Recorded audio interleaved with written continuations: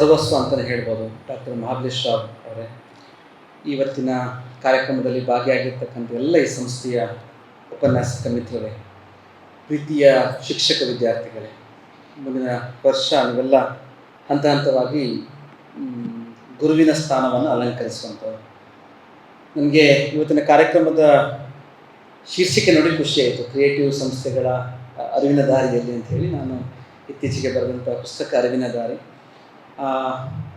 ಅರಿವಿನ ದಾರಿಯಲ್ಲಿ ಅಂತ ಹೇಳುವಾಗ ಸರ್ ಮೊನ್ನೆ ಸಂಪರ್ಕ ಮಾಡಿ ಮಾತನಾಡುವಾಗ ಸಂಸ್ಥೆ ಬೆಳೆದು ಬಂದ ಪರಿ ಮತ್ತು ನೀವು ಅದಕ್ಕೆ ಹೊರಟಿರ್ತಕ್ಕಂಥ ಆಲೋಚನೆಗಳ ಬಗ್ಗೆ ಮಾತನಾಡಿ ಅಂತ ಹೇಳಿದರು. ಸಾಮಾನ್ಯವಾಗಿ ನಾನು ಸರ್ ಹತ್ರ ಹೇಳಿದೆ, ಅಂದರೆ ನಾವು ಇದನ್ನು ನಮ್ಮದು ಸಾಧನೆ ಅಂತ ಇನ್ನು ಪರಿಗಣಿಸಿಕೊಳ್ಳಲಿಲ್ಲ. ಹಾಗಾಗಿ ನನ್ನ ಬಗ್ಗೆ ಅಥವಾ ನಾವು ಮಾಡಿದ ಕೆಲಸದ ಬಗ್ಗೆ ಹೇಳ್ಕೊಳ್ಳಿಕ್ಕೆ ಭಾಳ ಮುಜುಗರ ಆಗ್ತದೆ. ಆದರೆ ಇಲ್ಲಿ ಕುಳಿತಂಥವ್ರು ಎಲ್ಲರೂ ಕೂಡ ಶಿಕ್ಷಕ ವೃತ್ತಿಗೆ ಹೋಗುವವರಾಗಿದ್ದರಿಂದ, ನಾನು ಒಬ್ಬ ಉಪನ್ಯಾಸಕನಾಗಿ 15 ವರ್ಷ ಇಲ್ಲಿ ಯಾವ್ಯಾವ ರೀತಿಯ ಹಾದಿಯನ್ನು ಕ್ರಮಿಸಿದ್ವಿ ಅಂತ ನಿಮ್ಮೊಟ್ಟಿಗೆ ಶೇರ್ ಮಾಡಿಕೊಂಡ್ರೆ ಬಹುಶಃ ನಿಮಗೊಂದು ಎಲ್ಲೋ ಒಂದು ಸಣ್ಣ ಸ್ಪಾರ್ಕ್ ಸಿಗ್ಬೋದು. ಮುಂದೆ ನೀವು ಬೇರೆ ಬೇರೆ ರೀತಿಯಲ್ಲಿ ಈ ಸಮಾಜದಲ್ಲಿ ಕಾರ್ಯನಿರ್ವಹಿಸ್ಲಿಕ್ಕೆ ಅನ್ನೋ ಕಾರಣಕ್ಕಾಗಿ ಅದೇ ಟಾಪಿಕನ್ನು ನಾನು ಒಪ್ಕೊಂಡೆ.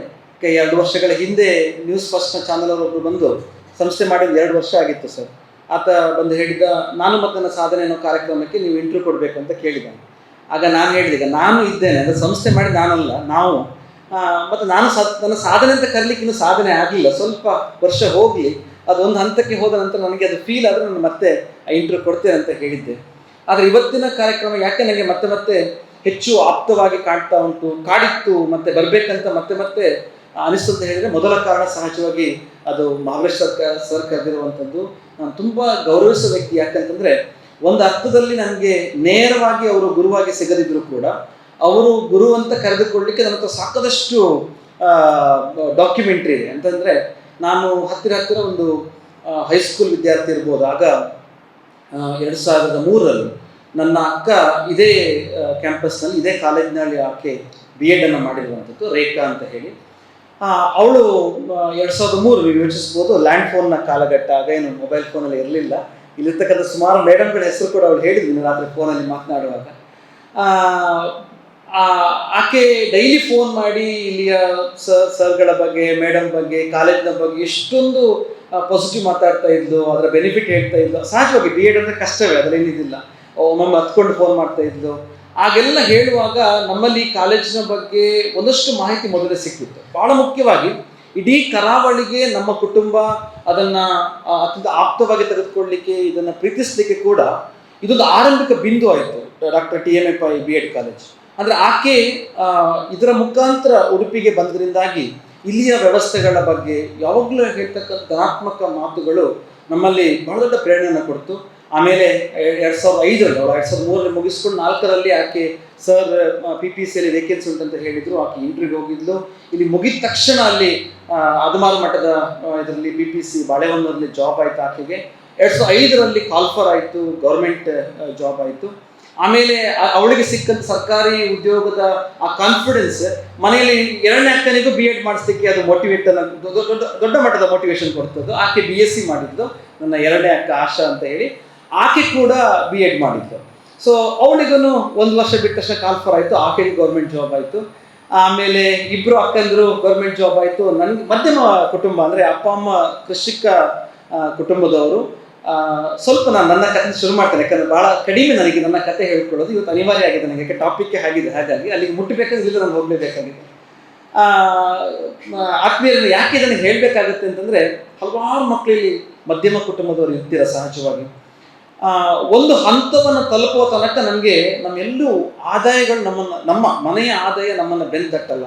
ಅಂದರೆ ಅದು ತುಂಬ ಮನಸ್ಸಿಗೆ ಭಾಳ ಕಷ್ಟದ ರೀತಿಯಲ್ಲಿ ಅದಕ್ಕೆ ನಮಗೆ ಫೀಲ್ ಆಗ್ತಾ ಇರುತ್ತೆ. ಅಪ್ಪ ಅಮ್ಮ ಇಬ್ಬರು ಕೃಷಿಕರಾಗಿದ್ರು ಕೂಡ ಅಪ್ಪನಿಗೂ ಒಂದು ಕಾಲದಲ್ಲಿ ಅವರು ಆಗ ಓದುವಾಗ ಅವರಿಗೆ ಟೀಚರ್ ಆಗುವಂಥ ಅವಕಾಶ ಸಿಕ್ಕಿತ್ತು. ಮತ್ತು ಏನೋ ಕಾರಣಗಳಿಗೆ ಮನೇಲಿ ಒಬ್ಬನೇ ಮಗ ಕೃಷಿ ನೋಡ್ಕೊಳ್ಬೇಕಂತ ಅಜ್ಜ ಕಳಿಸ್ತಿಲ್ಲ. ಸೊ ಅವರು ಟೀಚಿಂಗ್ ಜಾಬಿಗೆ ಹೋಗಲಿಲ್ಲ. ಆದರೆ ಒಂಥರ ಇಡೀ ಮನೆ ಶಿಕ್ಷಕರ ಕುಟುಂಬವಾಗಿ ಹೇಗೆ ಪರಿವರ್ತನೆ ಆಯಿತು ಅಂತ ಹೇಳಿ. ಇಬ್ಬರು ಅಕ್ಕಂದಿರ ಜಾಬ್ ಸಿಕ್ಕಿದ ನಂತರ ಸಹಜವಾಗಿ ಹೆಚ್ಚು ಕಾನ್ಫಿಡೆನ್ಸ್ ಬಂತು. ನನಗೆ ಓದಲಿಕ್ಕೆ, ನಾನು BSc ಆದ ತಕ್ಷಣ ನಾನು ಮನೆಯ ಆರ್ಥಿಕ ಪರಿಸ್ಥಿತಿಗಳು ನೋಡಿಕೊಂಡು ಮಧ್ಯಮ ವರ್ಗ ಆಗಿದ್ದರಿಂದ ಭಾಳಷ್ಟು ಹೋರಾಟಗಳಿರ್ತದೆ. ನನಗೆ ಇನ್ಫೋಸಿಸಲ್ಲಿ ಕ್ಯಾಂಪಸ್ ಇಂಟರ್ವ್ಯೂ ಜಾಬ್ ಆಯಿತು. ನಾನು ಜಾಬಿಗೆ ಹೊರಟು ಬಿಟ್ಟಿದ್ದೆ, ಯಾಕಂದರೆ ಇಲ್ಲ, ನಾನು ಮನೆಗೆ ದುಡ್ಡು ಕೊಡಬೇಕು, ಕಷ್ಟ ಇರಬಾರ್ದು ಅಂತ ಹೇಳಿ. ಆದರೆ ಇಬ್ಬರು ಅಕ್ಕಂದ್ರಿಗೆ ತಕ್ಷಣಕ್ಕೆ ಜಾಬ್ ಆಗಿದ್ದರಿಂದ ಭಾಳ ಕಾನ್ಫಿಡೆನ್ಸ್ ಬಿಲ್ಡಪ್ ಆಯಿತು.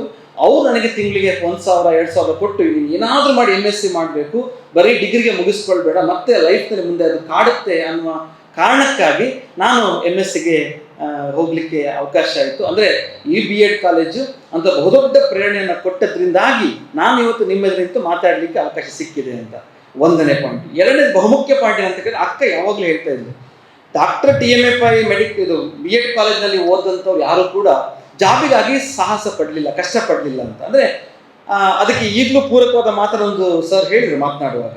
ಬೇರೆ BEd ಕಾಲೇಜ್ಗಳು ಹೇಗಿರ್ತದೆ, ಅದರ ಕ್ವಾಲಿಟಿ, ಅಲ್ಲಿಯ ಟೀಚಿಂಗ್ ವ್ಯವಸ್ಥೆಗಳು, ಸಂಡೇ ಮಾತ್ರ ಕ್ಲಾಸಿಗೆ ಬಂದರೆ ಸಾಕು, ವಾರದ ಯಾವತ್ತೂ ಬರಬಾರ್ದು, ಅಂದರೆ ಇದರ ಕೇಳಲಿಕ್ಕೆ ಖುಷಿ ಆಗುತ್ತೆ. ಅಂದರೆ ಕಾಲೇಜಿನ ಸಂಡೇ ಮಾತ್ರ ಬಂದರೆ ಸಾಕಾ, 2 ವರ್ಷದಲ್ಲಿ ಅವಾಗ ಬಂದು ಹೋದರೆ ಸಾಕ ಅಂತ. ಆದರೆ ಅವರು ಕಲಿತುಕೊಂಡು ಹೋಗುವಂಥದ್ದು ಕೂಡ ಅಷ್ಟೇ ಇರುತ್ತೆ. ನೀವು ದಿನಂಪ್ರತಿ ಬೆಳಿಗ್ಗೆ ತನಕ ಕಷ್ಟಪಟ್ಟು ಸಂಜೆಲ್ಲ ಮತ್ತೆ ಮಾಡೆಲ್ಲು, ಅಸೈನ್ಮೆಂಟು, ಟೀಚಿಂಗ್ ಪ್ರಾಕ್ಟೀಸು ಇವೆಲ್ಲ ಕಷ್ಟಪಟ್ಟು ತುಂಬ ಸರಿ ಕಣ್ಣೀರು ಹಾಕಿರ್ತೀರ, ತುಂಬ ಕಷ್ಟ ಅಂತ ಫೀಲ್ ಆಗಿರುತ್ತೆ, ಪ್ರೊಫೆಸರ್ಗಳ ಮೇಲೆ ಬೇಸರ ಆಗಿರುತ್ತೆ, ಸಿಟ್ಟು ಬಂದಿರ್ತದೆ. ಆದರೆ ಮುಂದೆ ಬದುಕಿನಲ್ಲಿ ಕಲಿಯುವಂಥ ಪಾಠ ಅದು ಬಹುದೊಡ್ಡ ಪಾಠ ಆಗಿರುತ್ತೆ. ಇವತ್ತು ಕಲಿತಿರ್ತಕ್ಕಂಥ ಆ ಕಾಠಿಣ್ಯವಾಗಿರ್ತಕ್ಕಂಥ ಶಿಕ್ಷಣವೇ ನಿಮ್ಮನ್ನು ಮುಂದೆ ಒಬ್ಬ ಒಳ್ಳೆಯ ಶಿಕ್ಷಕನಾಗಿ ಮಾಡ್ತದೆ. ಸೊ ಆಗ ಅದು ನಿಮಗೆ ಖುಷಿ ಕೊಡುತ್ತೆ ಅಂತ. ಸೊ ಆಕೆ ಹೇಳಿದ ಹಾಗೆ ಇಲ್ಲಿಗೆ ಬಂದ ತಕ್ಷಣ ಯಾರು ಜಾಬಿಗಾಗಿ ಪರದಾಟ ಪಡಲಿಲ್ಲ ಅಂತ. ಸೊ ಆ ರೀತಿಯ ದೃಷ್ಟಿಯಲ್ಲಿ ಒಂದು ಸಾರಿ MLMN ಕಾಲೇಜು ಚಿಕ್ಕಮಗಳೂರಿಂದ ಪ್ರಿನ್ಸಿಪಾಲ್ ಬಂದಾಗ ಆ ಮಾತು ಹೇಳಿದ್ರಂತೆ. ಸೊ ಹಾಗಾಗಿ ದೊಡ್ಡಕ್ಕ ಇಲ್ಲಿ ಓದಿದ್ದು, ಎರಡನೇ ಅಕ್ಕರಿಗೆ ಅಲ್ಲಿ ಸೀಟ್ ಆಯಿತು MLMN ಅಲ್ಲಿ. ಇಬ್ಬರು ಓದಿಕೊಂಡು ಗೌರ್ಮೆಂಟ್ ಜಾಬ್ ತಗೊಂಡ್ರು. ತದನಂತರ ಇಬ್ಬರು ಭಾವಂದರು ಕೂಡ ಗೌರ್ಮೆಂಟ್ ಜಾಬ್ನಲ್ಲಿ ಸಿಕ್ಕಿದ್ರು. ಹಾಗಾಗಿ ನಮ್ಮ ಕುಟುಂಬ 4 ಜನ ಶಿಕ್ಷಕರು ಮತ್ತು ಉಪನ್ಯಾಸಕರ ಸರ್ಕಾರಿ ಉದ್ಯೋಗಿಗಳ ಕುಟುಂಬ. ಮತ್ತು ನಾನು MSc ಮ್ಯಾಥಮೆಟಿಕ್ಸ್ ಮಾಡಿದೆ. ನನಗೆ ಆಳ್ವಾಸ್ನಲ್ಲಿ ಮತ್ತು ಎಕ್ಸ್ಪರ್ಟ್ನಲ್ಲಿ ನನ್ನ 3ನೇ ಸೆಮಿಸ್ಟರ್ಲಿ ಓದುವಾಗಲೇ ಕ್ಯಾಂಪಸ್ ಇಂಟರ್ವ್ಯೂ ನಾವು ಅವರ ಕ್ಯಾಂಪಸ್ಗೆ ಹೋಗಬೇಕಾಗಿತ್ತು. ಕಂಪನಿ ಇನ್ಫೋಸಿಸ್ ಜಾಬ್ ಕ್ಯಾಂಪಸ್ ಇಂಟರ್ವ್ಯೂನ ಬಿಟ್ಟು ನಾನು MSc ಮ್ಯಾಥಮೆಟಿಕ್ಸ್ ಮುಗಿಸ್ಕೊಂಡೆ ಮತ್ತು ಆಳ್ವಾಸನ್ನು ಆಯ್ಕೆ ಮಾಡಿಕೊಂಡೆ. ಕಾರಣ ಒಂದು ಒಳ್ಳೆಯ ಉತ್ಕೃಷ್ಟ ಕಾಲೇಜಿನ ಜೊತೆಗೆ ಸಾಂಸ್ಕೃತಿಕವಾಗಿ ಮತ್ತು ಸಾಹಿತ್ಯಿಕವಾಗಿ ಒಂದಷ್ಟು ಗುರುತಿಸ್ಕೊಂಡಿತ್ತು ಆಗ. ಆ ಕಾರಣಕ್ಕಾಗಿ ಮತ್ತೆ ಮುಂದುವರೆದಂತೆ ಅಲ್ಲಿಯ ಪರಿಶ್ರಮಗಳಾಯಿತು. ನನ್ನ ಮನೆಯವರು ಕೂಡ MSc ಫಿಸಿಕ್ಸ್, ಆಕೆ ಕೂಡ ಫಿಸಿಕ್ಸ್ ಲೆಕ್ಚರರ್ ಆಗಿ ಕೆಲಸ ಮಾಡ್ತಾ ಇದ್ದಂಥವಳು. ಹಾಗಾಗಿ ಒಂದು ಶಿಕ್ಷಕರ ಉಪನ್ಯಾಸಕರ ಕುಟುಂಬವಾಗಿ ಮಾರ್ಪಾಡಾಯಿತು. ಭಾಳ ಪ್ರೀತಿಯಿಂದ ನಾನು ಹೇಳ್ಕೊಳ್ಳಿಕ್ಕೆ ಇಷ್ಟಪಟ್ಟಿಲ್ಲ ಏನಂತ ಹೇಳಿದರೆ, ಶಿಕ್ಷಕ ಅಂತಂದರೆ ಆತ ಬರೀ ತರಗತಿಗೆ ಮಾತ್ರ ಸೀಮಿತ ಆಗಿರಬೇಕಾಗಿಲ್ಲ ಅಂತ.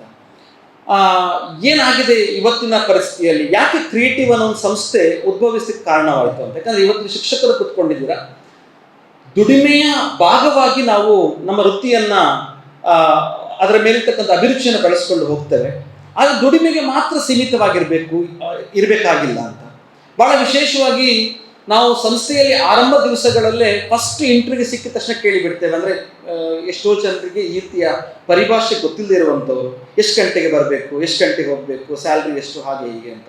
130 ರೂಪಾಯಿ ಸ್ಯಾಲ್ರಿಲಿ ಶುರು ಮಾಡಿದೆ ಅಂತ ಸರ್ ಹೇಳ್ತಾ ಇದ್ರು. ಅವರ ವೃತ್ತಿ ಜೀವನದ ಆರಂಭ ದಿವಸಗಳು 130 ರೂಪಾಯಿಯನ್ನು ಗಳಿಸ್ಕೊಳ್ಳಿಕ್ಕೆ ಇಡೀ ಒಂದು ತಿಂಗಳು ಎಷ್ಟು ಕಷ್ಟಪಡಬೇಕಾಗಿತ್ತು ಅಂತ. ನಾನು ಶುರು ಮಾಡುವಾಗ 12,000 ರೂಪಾಯಿ ಸಂಬಳ, ನನ್ನ ಮೊದಲ ಸಂಬಳ 12,000 ರೂಪಾಯಿ ಸಂಬಳ 2009ರಲ್ಲಿ. 12,000 ರೂಪಾಯಿ ಸಂಬಳಕ್ಕೆ ನಾನು ಅವರು ಇದನ್ನು ಪರಿಚಯ ಓದುವಾಗ ಓದ್ತಾ ಇದ್ರು.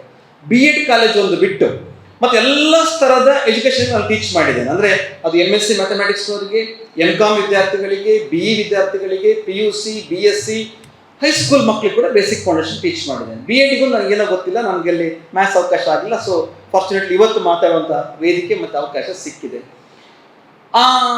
ನಾರ್ಮಲ್ ಆಗಿ ನಾನು ನೋಡ್ತೇನೆ ಇಂಟರ್ವ್ಯೂ ಕುತ್ಕೊಂಡಾಗ, ತದನಂತರ ನಾನು ಸ್ವಲ್ಪ ಅನುಭವಕ್ಕೆ ಹೋದ ನಂತರ ಇಂಟರ್ವ್ಯೂನಲ್ಲಿ ಕ್ವಶನ್ ಕೇಳಿದ್ರೆ, ಆಯ್ತಪ್ಪ MSc ಮ್ಯಾಥ್ಸ್ ಮುಗಿಸಿ ಬಂದಿರ್ತಾರೆ, ನೀನು ಯಾವುದಕ್ಕೆ ಟೀಚ್ ಮಾಡ್ತೀವಿ ಕೇಳಿದ್ರೆ PUC ಮಾತ್ರ ಅಂತ, ಒಂದೇ ಆನ್ಸರ್, ಮತ್ತೇನಕ್ಕೆ ಕೇಳಲಿಕ್ಕಿಲ್ಲ. ಅವ್ರು ಮುಗಿಸಿರೋದು MSc ಮ್ಯಾಥಮೆಟಿಕ್ಸ್. ಅಂದರೆ ಹೆಚ್ಚು ಕಡಿಮೆ ರಿಸರ್ಚ್ ಮಾಡೋ ತನಕ ಎಲ್ಲರೂ ಒಪ್ಕೊಳ್ಬೇಕು. ನಾನು ನಿಜವಾಗಿ MSc ಮ್ಯಾಥ್ಸ್ ಕಲ್ತವನಾಗಿದ್ದರೆ ಎಲ್ಲವನ್ನೂ ಒಪ್ಕೊಳ್ಳೇಬೇಕು. ನನಗೆ ಇಂಟರ್ವ್ಯೂನಲ್ಲಿ ಕೇಳಿದ್ರು, ನೀನು ಯಾವುದು ಟೀಚ್ ಮಾಡ್ತೀಯಾ ಅಂತ. ನಾನು ಯಾವುದಕ್ಕೂ ಆಗ್ಬೋದು ಹೇಳಿದೆ. BSc, MSc. ನಮ್ಮ ದ್ಯಾಸದ ಅಧ್ಯಕ್ಷರು ಡಾಕ್ಟರ್ ಸುದತ್ತ ಶೆಟ್ಟಿ ಅವರು ಪೆನಲ್ ಟೀಮಲ್ಲಿದ್ದರು ನಾನು ಇಂಟರ್ವ್ಯೂಗೆ ಬರುವಾಗ. ಆಳ್ವಾಸ್ನಲ್ಲಿ ಡಾಕ್ಟರ್ ಆಳ್ವರ್ ಇದ್ದರು, ಮತ್ತು ಪ್ರಕಾಶ್ ಪ್ರಭು ಸರ್ ನಮ್ಮ SDM ಕಾಲೇಜಿನ ಮ್ಯಾಥ್ಸ್ ಪ್ರೊಫೆಸರ್ ಅವರೆಲ್ಲ ಇದ್ದರು. ನಮ್ಮ ಮಂಗಳೂರು ಯೂನಿವರ್ಸಿಟಿಯ ಆಗಿನ ಚೇರ್ಪರ್ಸನ್ ಕೂಡ ಇದ್ದರು. ತುಂಬ ದೊಡ್ಡ ಮಟ್ಟದ ಇಂಟರ್ವ್ಯೂ ಆಳ್ವಾಸ್ನಲ್ಲಿ ಆಗ್ತಾ ಇತ್ತು. ಅದರಲ್ಲಿ ನಾನು ಎಲ್ಲದಕ್ಕೂ ಟೀಚ್ ಮಾಡ್ತೇನೆ ಅಂತ ಹೇಳಿ ನಾನು ತೆಗೆದುಕೊಂಡ ಟಾಪಿಕ್ ಕೂಡ MSc ಮ್ಯಾಥಮೆಟಿಕ್ಸ್. ಹಾಗಾಗಿ ನಂಗೆ MSc ಮ್ಯಾಥ್ಸಿಗೆ ಟೀಚ್ ಮಾಡಲಿಕ್ಕೆ ಕೊಟ್ಟರು. ಸೊ 2009ರಲ್ಲಿ MSc ಮುಗಿಸಿ ಬಂದವನು ಟೀಚ್ ಮಾಡಿದೆ MSc ಮ್ಯಾಥ್ಸಿಗೆ. ಆಮೇಲೆ BScಗೆ ಮತ್ತು JE ಅಂತೆಲ್ಲ ಬಂದ ನಂತರ ನಾವು ಸಹಜವಾಗಿ PUCಗೆ ತುಂಬ ಭೂಮಿ ಇದ್ದರಿಂದ ಆ ಕಡೆನೂ ಫೋಕಸ್ ಮಾಡಬೇಕಾಯಿತು, ಗುರುತಿಸ್ಕೊಳ್ತಾ ಹೋದ್ವಿ. ಭಾಳ ಮುಖ್ಯವಾಗಿ ನಾನು ಶಿಕ್ಷಕರಾಗಲಿಕ್ಕೆ ಹೊರಟವರಿಗೆ ಹೇಳುವಂಥ ಮಾತಿಷ್ಟೇ, ನೀವು ಮೊಟ್ಟ ಮೊದಲ ವಿಚಾರವಾಗಿ ನಿಮ್ಮ ವೃತ್ತಿಯನ್ನು ಪ್ರೀತಿಸಬೇಕು. ನಾನು ಬರೀ ಸಂಬಳ ಸಿಕ್ಕಿದ್ರೆ ಸಾಕು, ಮನೆಯಲ್ಲಿ ಕಷ್ಟ ದುಡಿಬೇಕು, ಸಂಜೆ ಬೇಗ ಹೋಗಬೇಕು, ಓಕೆ, ನಮ್ಮ ಲೈಫಲ್ಲಿ ಎಲ್ಲವೂ ಸಿಗುತ್ತೆ. ಮನೆಗೆ ಬೇಗ ಹೋಗಿ ಗಮ್ಮತ್ತು ಮಾಡಲಿಕ್ಕೆ, ನಿಮ್ಮ ಫ್ಯಾಮಿಲಿ ಟೈಮ್ ಕೊಡಲಿಕ್ಕೆ, ಪರ್ಸನಲ್ ಟೈಮ್ ಕೊಡಲಿಕ್ಕೆ ಬೇಕಾದಷ್ಟು ಸಮಯ ಸಿಗ್ತದೆ. ಆದರೆ ಮೊದಲು ವೃತ್ತಿಗೆ ಸಮಯ ಕೊಡೋದನ್ನು ಅಭ್ಯಾಸ ಮಾಡ್ಕೊಳ್ಳಿ. ಅದು ನಮಗೆ ಮೊದಲಿಗೆ ಬೇಕಾಗಿರುವಂಥದ್ದು. MSc ಮ್ಯಾಥ್ಸ್ಗೆ ನಾನು ಟೀಚ್ ಮಾಡೋಕ್ಕೆ ಶುರು ಮಾಡಿದವನು ಆಳ್ವಾಸ್ ನನಗೆ ಬಹುದೊಡ್ಡ ವೇದಿಕೆಯನ್ನು ಅವಕಾಶ ಮಾಡಿಕೊಡ್ತು. ಆಳ್ವಾಸ್ನಲ್ಲಿ ಎಲ್ಲ ರೀತಿಯ ಶೈಕ್ಷಣಿಕ ಕೋರ್ಸ್ಗಳಿರೋದ್ರಿಂದ ನನಗೆಲ್ಲ ಟೀಚ್ ಮಾಡಲಿಕ್ಕೆ ಅವಕಾಶ ಆಯಿತು. ಅದರ ಮುಖೇನ ನಾನು ಆಗಲೇ ಹೇಳಿದ ಹಾಗೆ MSc ಮ್ಯಾಥ್ಸಿಂದ ಹಿಡಿದು BE ತನಕ, ಹೈಸ್ಕೂಲಿಂದ ಹಿಡಿದು PUC ತನಕ ಎಲ್ಲ ರೀತಿಯ ಮ್ಯಾಥ್ಸನ್ನು ಕಲಿತುಕೊಳ್ಳಲಿಕ್ಕೆ ಮತ್ತು ಕಲಿಸಲಿಕ್ಕೆ ಸಾಧ್ಯ ಆಯಿತು. ಆಮೇಲೆ ನನ್ನ ಸಮಯಕ್ಕೆ ನಾವೆಂದು ಬೌಂಡ್ ಆಗಿದ್ದವರಲ್ಲ. ಬೆಳಿಗ್ಗೆ 7 ಗಂಟೆಗೆ ನಾವು ಕ್ಲಾಸಿಗೆ ಎಂಟ್ರಿ ಆಗ್ತಾ ಇದ್ವಿ JE ಕೋಚಿಂಗಿಗಾಗಿ. ಅಲ್ಲಿಂದ ಸಂಜೆ 7 ಗಂಟೆ ತನಕ ನಿರಂತರ ತರಗತಿ ಪ್ರಿಪರೇಷನ್ಸ್ಗಳು, ಬೇರೆ ಯಾವ ಕೆಲಸಕ್ಕೆ ಇನ್ವಾಲ್ವ್ ಆಗ್ತಿರಲಿಲ್ಲ. ನಾನು ಖುಷಿಪಟ್ಟು ಹೋಗಿದ್ದು ಅಲ್ಲಿ ಸಾಹಿತ್ಯ ಮತ್ತು ಸಂಸ್ಕೃತಿ ಕೂಡ ಉಂಟು ಅಂತ ಆಳ್ವಾಸ್ತಾನೆ. ಆದರೆ ನನಗೆ ಎಂದೂ ಕೂಡ ಅದಕ್ಕೆ ಭಾಗಿಯಾಗಲಿಕ್ಕೆ ಆಗಲೇ ಇಲ್ಲ. ಯಾಕಂದರೆ ಮ್ಯಾಥ್ಸಲ್ಲೇ ನಾವು ಮುಳುಗಿ ಹೇಳ್ತಾ ಇದ್ವಿ, ಮ್ಯಾಥ್ಸ್ ಪ್ರಿಪ್ರೇಷನ್ ಮುಗಿತಿರಲಿಲ್ಲ. ಈಗ ಒಂದು ಕ್ಲಾಸ್ BScಗೆ ಹೋದರೆ ಒಂದು ಕ್ಲಾಸ್ MScಗೆ, ಇನ್ಯಾವತ್ತು ಸಂಡೇ ಬಂದರೆ PUC ಮಕ್ಕಳ ಕೋಚಿಂಗಿಗೆ, ನಿರಂತರ ಪ್ರಿಪ್ರೇಷನ್.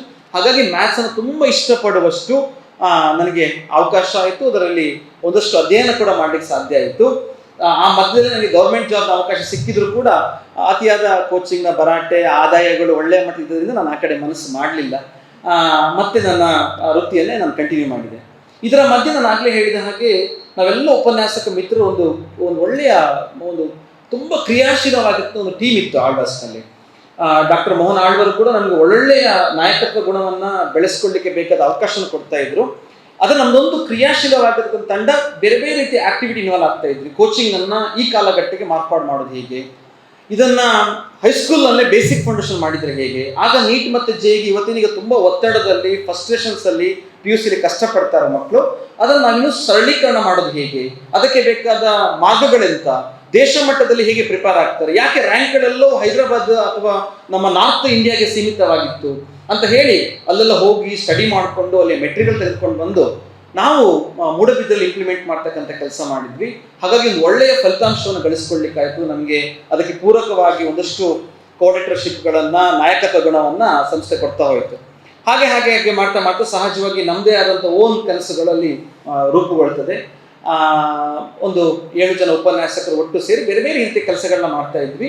ಬರೀ ಸಂಸ್ಥೆ ಕಟ್ಟಬೇಕಂತ ನಾವು ಒಟ್ಟಾದವರಲ್ಲ, ಸಹಜವಾಗಿ ನಾವು ಸ್ನೇಹಿತರಾಗಿದ್ವಿ ಎಲ್ಲ ವಿಚಾರಗಳಲ್ಲಿ. ಸಂಸ್ಥೆಯ ಎಲ್ಲ ಸಂದರ್ಭದಲ್ಲಿ ಕೂಡ ಯಾವುದೋ ಒಂದು ರೀತಿಯಲ್ಲಿ ಅಲ್ಲಿ ಸಮಸ್ಯೆಗಳು ಬಂದು ನಾವು ಮುಂದೆ ನಿಂತ್ಕೊಳ್ತಾ ಇದ್ವಿ, ಅಥವಾ ಏನೇನೋ ವಿಚಾರಗಳಿದ್ದು ನಾವು ಮುಂದೆ ನಿಲ್ತಾ ಇದ್ವಿ. ಎಲ್ಲ ಕೆಲಸಗಳಲ್ಲಿ ಇನ್ವಾಲ್ವ್ ಆಗ್ತಿರೋದ್ರಿಂದ ನಮ್ಮದು ಸಂಸ್ಥೆ ಮಾಡಬೇಕಂತ ಕನಸು ರೂಪುಗೊಳ್ತು. 2015ರಲ್ಲಿ ಒಂದು ಸಣ್ಣ ಟ್ರಸ್ಟನ್ನು ಪ್ರಾರಂಭ ಮಾಡಿ, ನಮ್ಗಾಗ ಅಲ್ಲಿ ಭಾಳ ಚಿಕ್ಕ ಏಜಲ್ಲಿ ಪ್ರಿನ್ಸಿಪಲ್ ಪೋಸ್ಟನ್ನು ಕೊಟ್ಟಿದ್ರು. ಆಳ್ವಾಸ್ನಲ್ಲಿ 3 ಅಂಗಸಂಸ್ಥೆಗಳಿತ್ತು PUCಯಲ್ಲಿ. ಒಂದು ಶಾಖೆಗೆ ನನ್ನನ್ನು ಪ್ರಾಂಶುಪಾಲರಾಗಿ ಮಾಡಿದರು. ಬಟ್ ಅದ್ರ ಜೊತೆಗೆ ಕೆಲಸವನ್ನು ನಿಭಾಯಿಸೋ ಜೊತೆಗೆ ನಮ್ಮ ಕನಸು ಆಲ್ರೆಡಿ ರೂಪುಗೊಂಡಿದ್ದರಿಂದ ಕ್ರಿಯೇಟಿವ್ ಸಂಸ್ಥೆಯನ್ನು ಮಾಡಬೇಕು ಅಂತೇಳಿ 2019ರಲ್ಲಿ ಅದಕ್ಕೆ ಬೇಕಾದ ಜಾಗವನ್ನು ಆಯ್ಕೆ ಮಾಡಿಕೊಂಡ್ವಿ. ಸುಮಾರು ಜಾಗಗಳು ಸರ್ಚ್ ಆಯಿತು. 2020ರಲ್ಲಿ ಅಧಿಕೃತವಾಗಿ ನಾವು ಆಳ್ವಾಸನ್ನು ತುಂಬ ಉಪಾಯದಲ್ಲಿ, ತುಂಬ ಮುಂಚೆನೇ ಸರ್ಗೆ ಹೇಳಿ, ಡಾಕ್ಟರ್ ಆಳ್ವರಿಗೆ ಹೇಳಿ, ಅಲ್ಲಿಯೇ ನಮ್ಮ ಸಿಲೆಬಸ್ಗಳನ್ನ ಮುಗಿಸ್ಕೊಟ್ಟು, ಮಕ್ಕಳಿಗೆ ಯಾರಿಗೂ ಹೇಳದೆ, ಅವ್ರು ಯಾರು ಅಕಾಡೆಮಿಕ್ ಸಮಸ್ಯೆ ಆಗದೆ ನಮ್ಮೆಲ್ಲ ಸಿಲೆಬಸ್ ಮುಗಿಸ್ಕೊಟ್ಟು, ಎಕ್ಸಾಮ್ ಮುಗಿಸ್ಕೊಂಡು ನಾವು ಅಲ್ಲಿಂದ ಹೊರಟ್ವಿ. 2019ರ ಎಂಡಲ್ಲಿ ಪ್ರಾರಂಭವಾಯಿತು ಕ್ರಿಯೇಟಿವ್ ಸಂಸ್ಥೆ. ಅಂದರೆ ಅದನ್ನು ಬಿಲ್ಡಿಂಗ್ ಕಟ್ಟಲಿಕ್ಕೆ ನಾನು ಆಗಲೇ ಹೇಳಿದಾಗ 7 ಜನ ಉಪನ್ಯಾಸಕರು, ಯಾರು ಉದ್ಯಮಿಗಳಿರಲಿಲ್ಲ, ನಮ್ಮ ಹತ್ರ ಯಾವುದೇ ಹಣ ಇರಲಿಲ್ಲ. ಅಂದರೆ ಜಾಗವನ್ನು ತಗೊಳ್ಳಿಕ್ಕೆ ಬೇಕಾದಷ್ಟು ಹಣ ಇತ್ತು, ನಾವು ದುಡಿದಂಥ ಹಣದಲ್ಲಿ. ಅದು ಸಂಸ್ಥೆ ಕಟ್ಟುವಷ್ಟು, ಕೋಟಿಗಟ್ಟಲೆ ಹಾಕುವಷ್ಟು ಹಣ ನಮ್ಮ ಹತ್ರ ಇರಲಿಲ್ಲ. ನಮ್ಮ ಧೈರ್ಯ ಒಂದೇ, ಬ್ಯಾಂಕ್ ನಮಗೆ ಲೋನ್ ಕೊಡುತ್ತೆ ಅಂತ ನಮ್ಮದೆಲ್ಲ ಪ್ರೊಫೈಲ್ ನೋಡಿ. ಸೊ 2019ರಲ್ಲಿ ಹೊರಟ್ವಿ. ಇದೆಲ್ಲ ಗೊತ್ತಿರಲಿಲ್ಲ ನಮಗೆ, ಹೇಗೆ ಬ್ಯಾಂಕ್ ಲೋನ್ ತೆಗಿಬೇಕು ಅದೆಲ್ಲ ಅಂತ. ನಾವು ಕ್ಲಾಸಲ್ಲೇ ಮ್ಯಾಥ್ಸ್ ಮಾಡ್ಕೊಂಡಿದ್ದವಲ್ವಾ, ಹಾಗಾಗಿ ಅದರ ಬಗ್ಗೆ ಅಷ್ಟೇನು ಅನುಭವ ಇರಲಿಲ್ಲ. ಆ ನಡುವೆ ನಾನು ಅಚೀವರ್ಸ್ ಮ್ಯಾಥ್ಸ್ ಅಂತ ಹೇಳುವ ಪುಸ್ತಕವನ್ನು ಬರೆದೆ PUC ಮಕ್ಕಳಿಗಾಗಿ. ಅದು ರಾಜ್ಯ ತುಂಬ ಒಳ್ಳೆ ಹೆಸರನ್ನ ಮಾಡ್ತು. ನಾನು ಮತ್ತು ಇನ್ನೊಬ್ಬರು ಅಭಿರಾಮ್ ಅಂತ ಹೇಳುವ ಇಬ್ಬರು ಸೇರಿ ಆ ಪುಸ್ತಕವನ್ನು ಬರೆದ್ವಿ. ಆ ಪುಸ್ತಕ ಯಾಕೆ ಬಹುಬೇಗ ರೀಚ್ ಆಯಿತು ಅಂತ ಕೇಳಿದರೆ, ಮಕ್ಕಳಿಗೆ ಬೇಕಾದಂತಹ ಮ್ಯಾಥ್ಸನ್ನು ಸರಳೀಕರಣವಾಗಿ ಹೇಗೆ ಕೊಡ್ಬೋದು ಅಂದರೆ, ತುಂಬ ಜನರಿಗೆ ಔಟ್ ಆಫ್ ಔಟ್ ಸಿಕ್ಕಿದ್ರಿಂದ ತುಂಬ ಬೇಗ ಅದು ಪ್ರಚಾರವನ್ನು ಪಡ್ಕೊಳ್ತು. 10-15 ಕಾಪಿಗಳು ಒಂದು ವರ್ಷದಲ್ಲಿ ಅದು ಮಾರಾಟ ಆಗ್ತಾ ಇತ್ತು. ಆ ನಂತರ ಕೋಚಿಂಗ್ಗೆ ಬೇಕಾದ ಮೆಟೀರಿಯಲ್ನ ಮಾಡಿದ್ವಿ. ಹಾಗೆ ನಮ್ಮ ಹೆಸರು ಸ್ವಲ್ಪ ಟೀಚಿಂಗ್ ಗ್ರೂಪ್ನಲ್ಲಿ, ವಿಶೇಷವಾಗಿ PUC ಮಟ್ಟದಲ್ಲಿ ಒಂದು ಮುನ್ನೆಲೆಗೆ ಬರಲಿಕ್ಕೆ ಪ್ರಾರಂಭ ಆಯಿತು. 2019 ಎಂಡಲ್ಲಿ ನಾವು ಜಾಬ್ ಕೊಟ್ಟು ಬಿಟ್ಟು ಬಂದ್ವಿ. ಲಕ್ಷಗಟ್ಟಲೆ ಸಂಬಳ ಕೈ ತುಂಬ ಇತ್ತು, ಒಳ್ಳೆಯ ಪೋಸ್ಟ್ ಇತ್ತು, ಪೊಸಿಷನ್ ಇತ್ತು, ಬೇಕಾದಷ್ಟು ಪ್ರಿವಿಲೇಜ್ ಇತ್ತು ಸಂಸ್ಥೆಯಲ್ಲಿ, ಹಿಂದಿನ ಸಂಸ್ಥೆಯಲ್ಲಿ. ಎಲ್ಲವನ್ನ ಬಿಟ್ಟು ಶುರು ಮಾಡಿ ಒಂದು 3 ತಿಂಗಳು, ಮಾರ್ಚ್ 22ಕ್ಕೆ ಲಾಕ್ಡೌನ್ ಬಂತು 2020ರಲ್ಲಿ. ಅಲ್ಲಿಗೆ ನಮ್ಮ ಕೈಯಲ್ಲಿ ಪ್ರಾರಂಭ ಮಾಡಿದ ನಮ್ಮ ಸಂಬಳ ಇಲ್ಲ, ಮಡದಿಯರು ನಮ್ಮ 7 ಜನ ಉಪನ್ಯಾಸಕಂದ್ರೆ ಹೆಂಡತಿ ಮದುವೆಯಲ್ಲಿ ಆಗಿತ್ತು ಎಲ್ಲರಿಗೂ. ಸೊ ಅದರಲ್ಲಿ ನಮ್ಮ ಹೆಂಡತಿಯರು ಕೂಡ ಒಳ್ಳೆ ಜಾಬಲ್ಲಿದ್ದರು, ಅವರು ಜಾಬ್ ಬಿಟ್ಟು ಬಂದಾಗಿದೆ. 2020 ಮಾರ್ಚ್ 22ರಲ್ಲಿ ಏನು ಲಾಕ್ಡೌನ್ ಪ್ರಾರಂಭ ಆಯಿತು, ಅದು ನಿಜವಾಗಿ ನಮಗೆ ಸಿಕ್ಕಿರ್ತಕ್ಕಂಥ ಬಹುದೊಡ್ಡ ಪರೀಕ್ಷೆ ಅಂತ. ಅಂದರೆ ನೀವು ಬರೆಯುವ ಪರೀಕ್ಷೆ ಮಾತ್ರ ದೊಡ್ಡದಲ್ಲ, ನಾವು ಫೇಸ್ ಮಾಡಿದ ಪರೀಕ್ಷೆ ಖಂಡಿತವಾಗಿ ಬಹುದೊಡ್ಡ ಪರೀಕ್ಷೆ ಅದು. ಆಗ ನಾವು ತಲೆಬಿಸಿ ಮಾಡಿದಕ್ಕಿಂತ ಹೆಚ್ಚು ಸಮಾಜ ತಲೆಬಿಸಿ ಮಾಡ್ತಾ ಇತ್ತು. ಅಂದರೆ ಇವ್ರ ಕತೆ ಅಂತ, ಒಳ್ಳೆ ಜಾಬ್ ಬಿಟ್ಟು ಬಂದರು, ಒಳ್ಳೆ ಪೊಸಿಷನ್ ಇತ್ತು, ಈಗ ಸಾಲ ಮಾಡಿ ಇಲ್ಲಿಗೆ ಜಾಗ ಇನ್ವೆಸ್ಟ್ ಮಾಡಿದ್ದಾರೆ, 5-6 ಕೋಟಿ ಹಾಕಿ ನಾವು ಸುರಿದಾಗಿತ್ತು ಬಿಲ್ಡಿಂಗಿಗೆ ಆಲ್ರೆಡಿ. ಸೊ ಬಿಲ್ಡಿಂಗ್ ಮಾಡ್ತಾ ಇದ್ದಾರೆ, ಎಂಥ ಪರಿಸ್ಥಿತಿ. ಇದರ ನಡುವೆ ಅಷ್ಟು ಮಾತ್ರ ಅಲ್ಲ, ನಮ್ಗೆ ಒಳ್ಳೆ ಲೆಕ್ಚರರ್ಸ್ ಬೇಕು ಅಂತ ಹೇಳಿ 5-6 ಜನ ಒಳ್ಳೆ ಫ್ಯಾಕಲ್ಟಿ ಅಪಾಯಿಂಟ್ ಮಾಡಿ ಆಗಿತ್ತು ನಮಗೆ ಸಂಸ್ಥೆಗೆ. ಅವರಿಗೆ ಸ್ಯಾಲ್ರಿ ಕೊಡಬೇಕಲ್ಲ, ನಮ್ಮ ಸ್ಯಾಲ್ರಿ ಇರಲಿ, ಅವರಿಗೆ ಸ್ಯಾಲ್ರಿ ಕೊಡಬೇಕಲ್ಲ, ಬಹುದೊಡ್ಡ ಒಂದು ಚಾಲೆಂಜ್ ಸ್ಟಾರ್ಟ್ ಆಯಿತು. ಬಟ್ ತುಂಬ ಸಹಜವಾಗಿ, ಬಹಳ ಕೂಲ್ ಆ್ಯಂಡ್ ಕಾಮ್ ಆಗಿ ನಾವು ಅದನ್ನು ರಿಸೀವ್ ಮಾಡಿದ್ವಿ. ನಮ್ಮ ಊರಿಗೆ ಹೋದವರು ಸುಮ್ಮನೆ ಕೂತ್ಕೊಳ್ಳಿಲ್ಲ, ಆನ್ಲೈನ್ ಕ್ಲಾಸನ್ನು ಮೊಟ್ಟ ಮೊದಲಿಗೆ ಸ್ಟಾರ್ಟ್ ಮಾಡಿದ್ವಿ. ಎಲ್ಲ ಬೇರೆ ಕಾಲೇಜವರು ಸಾಫ್ಟ್ವೇರ್ ಹುಡುಕ್ತಾ ಇರಬೇಕಾದ್ರೆ ನಾವು ಆನ್ಲೈನ್ ಸ್ಟಾರ್ಟ್ ಮಾಡಿ ಆಗಿದೆ. ಹೇಗೆ ಮಕ್ಕಳನ್ನು ರೀಚ್ ಆಗ್ಬೋದು, ನಾವೀಗ ಹೈಸ್ಕೂಲ್ ಮಕ್ಕಳು ರೀಚ್ ಆಗಬೇಕು ಅಂತೇಳಿ ಹೈಸ್ಕೂಲ್ ಮಕ್ಕಳಿಗೆ ಬೇಕಾದಂಥ ಬೇಸಿಕ್ ಫೌಂಡೇಶನ್, 9th ಮಕ್ಕಳಿಗೆ ಬೇಕಾದಂಥ ನೀಟ್ ಮತ್ತು JEE basic education, plus 10th ಮಕ್ಕಳಿಗೆ ಬೇಕಾದಂಥ 10th ಎಕ್ಸಾಮ್ ಫೇಸ್ ಮಾಡಲಿಕ್ಕೆ ಬೇಕಾದ ಟೀಚಿಂಗ್, ಹಾಗೆ PUC ಮಕ್ಕಳಿಗೆ ಬೇಕಾದಂಥ CET ಕ್ರಾಶ್ ಕೋರ್ಸ್ಗಳು, ನೀಟ್ JEE ಕೋಚಿಂಗ್ಗಳನ್ನು ಆನ್ಲೈನ್ ಸ್ಟಾರ್ಟ್ ಮಾಡಿದ್ವಿ. ನಾವೇ ಹೇಗೂ ಫ್ರೀ ಇತ್ತಲ್ಲ, ನಾವೇ ಟೀಚ್ ಮಾಡಿದ್ವಿ. ನಮ್ಮ 12 ವರ್ಷದ ಅನುಭವ ಅಲ್ಲಿ ತುಂಬ ಚೆನ್ನಾಗಿ ಕೆಲಸ ಮಾಡ್ತು. ಅದು ಮೊಟ್ಟ ಮೊದಲಿಗೆ ಆನ್ಲೈನ್ ಕ್ಲಾಸ್ ಆಗಿದ್ರಿಂದ, ಅಂದರೆ ಅಕ್ಕಪಕ್ಕದಲ್ಲಿ ಹುಡುಕ್ತಾ ಇದ್ರು, ಇದು ಝೂಮ್ ಸಾಫ್ಟ್ವೇರ್ ಆಗ್ತದ, ಗೂಗಲ್ ಮೀಟ್ ಎಲ್ಲ ಮತ್ತೆ ಇದಾಗಿದೆ ಬಿಡಿ. ಮೊದಲಿಗೆ ಝೂಮ್ ಬಂತು, ತುಂಬ ಝೂಮ್ ಬಂತು. ಸೊ ಆ ಝೂಮನ್ನು ಅಡಾಪ್ಟ್ ಮಾಡ್ಕೊಳ್ಳಿಕ್ಕೆ ಟೆಕ್ನಿಕಲಿ ಹೋರಾಟ ಮಾಡ್ತಾ ಇರ್ತಕ್ಕಂಥ ಸಂದರ್ಭದಲ್ಲೇ ನಾವು ಝೂಮನ್ನು ಅದರ ಪೇಮೆಂಟನ್ನೇ ಕೊಟ್ಟು ಸಾಫ್ಟ್ವೇರ್ನ ಪರ್ಚೇಸ್ ಮಾಡಿ ಕ್ಲಾಸ್ ಕೊಟ್ವಿ. ಭಾಳ ಬೇಗ ರೀಚ್ ಆಯಿತು. ಯಾಕೆ ರೀಚ್ ಆಯಿತು ಅಂತ ಕೇಳಿದರೆ, ಕ್ಲಾಸ್ ನೋಡಿದ ಮಕ್ಕಳು ಮಾತ್ರ ಅಲ್ಲ, ಅಪ್ಪ ಅಮ್ಮನ ಕ್ಲಾಸ್ ನೋಡಿದ್ರು ಪಕ್ಕ ಕೂತ್ಕೊಂಡು. ಸೊ ಅದು ನಮಗೂ ಒಂದು ಅಗ್ನಿ ಪರೀಕ್ಷೆ ಆಯಿತು. ಜೊತೆಗೆ ರೀಚ್ ಕೂಡ ಬೇಗ ಆಯಿತು. ಅಪ್ಪ ಎಷ್ಟು ಚೆನ್ನಾಗಿ ಟೀಚ್ ಮಾಡ್ತಾರಪ್ಪ, ಚೆನ್ನಾಗಿ ಎಕ್ಸ್ಪ್ಲೇನ್ ಮಾಡ್ತಾರೆ ಅನ್ನೋ ರೀತಿಯಲ್ಲಿ ಅದು ಒಂದು ಒಳ್ಳೆಯ ಅಲೆಯನ್ನು ತಗೊಳ್ತು. ಹಾಗಾಗಿ ನಾವು ಅಡ್ಮಿಷನ್ಸ್ ಅಂತ ಆನ್ಲೈನಲ್ಲಿ ಬಿಟ್ಟಾಗೆ ನಮಗೆ ಸೀಟ್ ಬುಕ್ಕಿಂಗ್ ಆಗಿ ಹೋಯಿತು. ನಾವೇನು ಕಷ್ಟಪಡಬೇಕಾಗಿರಲಿಲ್ಲ. ನಮಗೆ ಮೊದಲ ವರ್ಷ 170 ಸೀಟ್ ಆಗಿತ್ತು. ನಮಗೆ ಗೌರ್ಮೆಂಟಿಂದ ಪರ್ಮಿಷನ್ಸ್ ಬಂದಿತ್ತು. ಬಟ್ ನನಗೆ 173 ಸೀಟ್ಗಳು, 3 ಹೆಚ್ಚುವರಿಯೇ ನನಗೆ ಬುಕ್ಕಿಂಗ್ ಆಗಿತ್ತು. ಅದಾದ ನಂತರ ನಾನು ಆಗಲೇ ಹೇಳಿದ ಹಾಗೆ 5-6 ಕೋಟಿ ಇನ್ವೆಸ್ಟ್ ಮಾಡಿದ್ವಿ ಕಾಲೇಜಿನ ಮೊದಲ ಹಂತದ ಬಿಲ್ಡಿಂಗನ್ನು ಕಟ್ಟಲಿಕ್ಕೆ. ಆಗ ನನಗೆ ಬ್ಯಾಂಕು ಹೋದಾಗ ಫಸ್ಟ್ ಕೇಳಿದ ಪ್ರಶ್ನೆ, ಕೊಲಾಟ್ರಲ್ ಉಂಟಾ ಅಂತ. ನನಗೆ ಕೊಲಾಟ್ರಲ್ ಪದ ಅರ್ಥವೇ ಗೊತ್ತಿರಲಿಲ್ಲ. ಅಂದರೆ ಒಂದು ಬಿಲ್ಡಿಂಗನ್ನು ಕಟ್ಟಬೇಕಂತಂದರೆ ಅಷ್ಟೇ ಪ್ರಮಾಣದ ಕಮರ್ಷಿಯಲ್ ಬಿಲ್ಡಿಂಗನ್ನು ನಾವು ಅದಕ್ಕೆ ಡಾಕ್ಯುಮೆಂಟ್ರಿಗೆ ಇಡಬೇಕು. ಅಂದರೆ ಅದರ ಹೆಚ್ಚುವರಿಯಾಗಿ ನಾವಲ್ಲಿ ಡಾಕ್ಯುಮೆಂಟನ್ನು ಕೊಟ್ಟು ಅದರ ಶ್ಯೂರಿಟಿಗಾಗಿ ಇಡಬೇಕು. ಅಂತಹ ಯಾವ ಬಿಲ್ಡಿಂಗ್ ನಮ್ಮ ಹತ್ರ ಇರಲಿಲ್ಲ. 7 ಜನ ಕೃಷಿಕರ ಕುಟುಂಬದವರು, ಕೃಷಿ ಜಮೀನು ಇತ್ತಷ್ಟೇ ಬಿಟ್ಟರೆ ಕಮರ್ಷಿಯಲ್ ಬಿಲ್ಡಿಂಗ್ ಇರಲಿಲ್ಲ. ಏನೋ ಎತ್ತದ ಮಾಡಿ ಒಂದಷ್ಟು ಹೋರಾಟಗಳು ಮಾಡಿ ಚಿಕ್ಕದೆಲ್ಲ ಕೊಲಾಟಲ್ ಕೊಟ್ಟು ಅಂತೂ ಇಂತೂ 1,70,00,000 ನಮಗೆ ಲೋನ್ ರಿಲೀಸ್ ಆಯಿತು. ಆಗ ನಾವು ಕೈಯಿಂದ ಹಾಕೊಂಡ ಅಮೌಂಟು 9 ಕೋಟಿ. ಅಂದರೆ ಉಪನ್ಯಾಸಕರಾಗಿದ್ದವರು 9 ಕೋಟಿ ಎಲ್ಲಿಂದ ಬಂತು ಸರ್ ಕೇಳಿದರೆ, ಇದ್ದ ಬದ್ದರದಲ್ಲೇ ಕೇಳಿದ್ದೇವೆ. 1 ಲಕ್ಷ, 2 ಲಕ್ಷ, 3 ಲಕ್ಷ, ನಮ್ಮದು ಕೈಯಲ್ಲಿ ಎಲ್ಲ ಇದ್ದ ಗೋಲ್ಡ್ ಎಲ್ಲವೂ ಬ್ಯಾಂಕಲ್ಲಿ ಇತ್ತು ಆ ಟೈಮ್ನಲ್ಲಿ. ಬಟ್ ಅವತ್ತು ಕೋವಿಡ್ ಟೈಮ್ನಲ್ಲಿ ಕೂಡ ನಮ್ಮೊಟ್ಟಿಗೆ ಸೇರಿಕೊಂಡಂಥ ಉಪನ್ಯಾಸಕರೆಲ್ಲರಿಗೂ 1 ತಾರೀಕನ್ನು ಮಿಸ್ ಮಾಡದೆ ಪ್ರತಿ ತಿಂಗಳು 1ನೇ ತಾರೀಕಿಗೆ ನಾವು ಸಂಬಳ ಮಾಡುವಂಥದ್ದು. ಇವತ್ತಿನವರೆಗೆ ಆ ಡಿಸ್ಕನ್ನು ಬಿಟ್ಟಿಲ್ಲ. ಅವತ್ತು ನಾವು 1 ತಾರೀಕಿಗೆ ಸ್ಯಾಲ್ರಿ ಮಾಡ್ತಾ ಇದ್ವಿ. ಆ ರೀತಿ ಶಿಸ್ತನ್ನು ಬೆಳೆಸಿಕೊಂಡು ಬಂದಂಥ ಸಂಸ್ಥೆ ಮತ್ತೆ 2ನೇ ವರ್ಷಕ್ಕೆ ಬರುವಾಗ 385 ಅಡ್ಮಿಷನ್ಸ್ ಆಯಿತು. ಯಾಕಂದ್ರೆ ನಮಗೆ ಅಷ್ಟೇ PU ಬೋರ್ಡ್ ಪರ್ಮಿಷನ್ಸ್ ಕಾಲೇಜಸ್ನಲ್ಲಿ ನಾವು ಎಷ್ಟು ಸೀಟ್ ತೆಗೆದುಕೊಳ್ಬೋದು ಅದಕ್ಕಿಂತ ಹೆಚ್ಚು ನಮಗೆ ದೊಡ್ಡ ಫ್ಲೋ ಅಡ್ಮಿಷನ್ಸ್ ಬರ್ತಾ ಇತ್ತು. ಕಾರಣ ನಾವು ಮಕ್ಕಳು ನೋಡಿಕೊಂಡ ರೀತಿ, ಪೇರೆಂಟ್ಸಿಗೆ ರೆಸ್ಪಾಂಡ್ ಮಾಡಿದ ರೀತಿ, ಎಲ್ಲಕ್ಕೂ ಮಿಗಿಲಾಗಿ ನಾವು ಮೊದಲ ವರ್ಷವೇ ಕೊಟ್ಟ ಫಲಿತಾಂಶ. ಜೊತೆಗೆ ನಾವು ಸಂಸ್ಥೆಯನ್ನು ಕಟ್ಟುವಾಗಲೇ ನನಗೆ ಒಂದಷ್ಟು ಪ್ರಶ್ನೆಗಳು ಬಂತು. ಅಂದರೆ ಇಷ್ಟು ದೊಡ್ಡ ಸಂಸ್ಥೆಗಳು ಅಕ್ಕಪಕ್ಕ ಇದ್ದಾವೆ, ಬೆಳೆದು ನಿಂತ ಸಂಸ್ಥೆಗಳಿದ್ದಾವೆ, ಹೆಸರು ಮಾಡಿದ ಸಂಸ್ಥೆಗಳಿದ್ದಾವೆ, ಕ್ರಿಯೇಟಿವ್ ಏನು ತುಂಬ ಸ್ಪೆಷಲ್ ಆಗಿ ಮಾಡುತ್ತೆ ಅಂತೇಳಿ.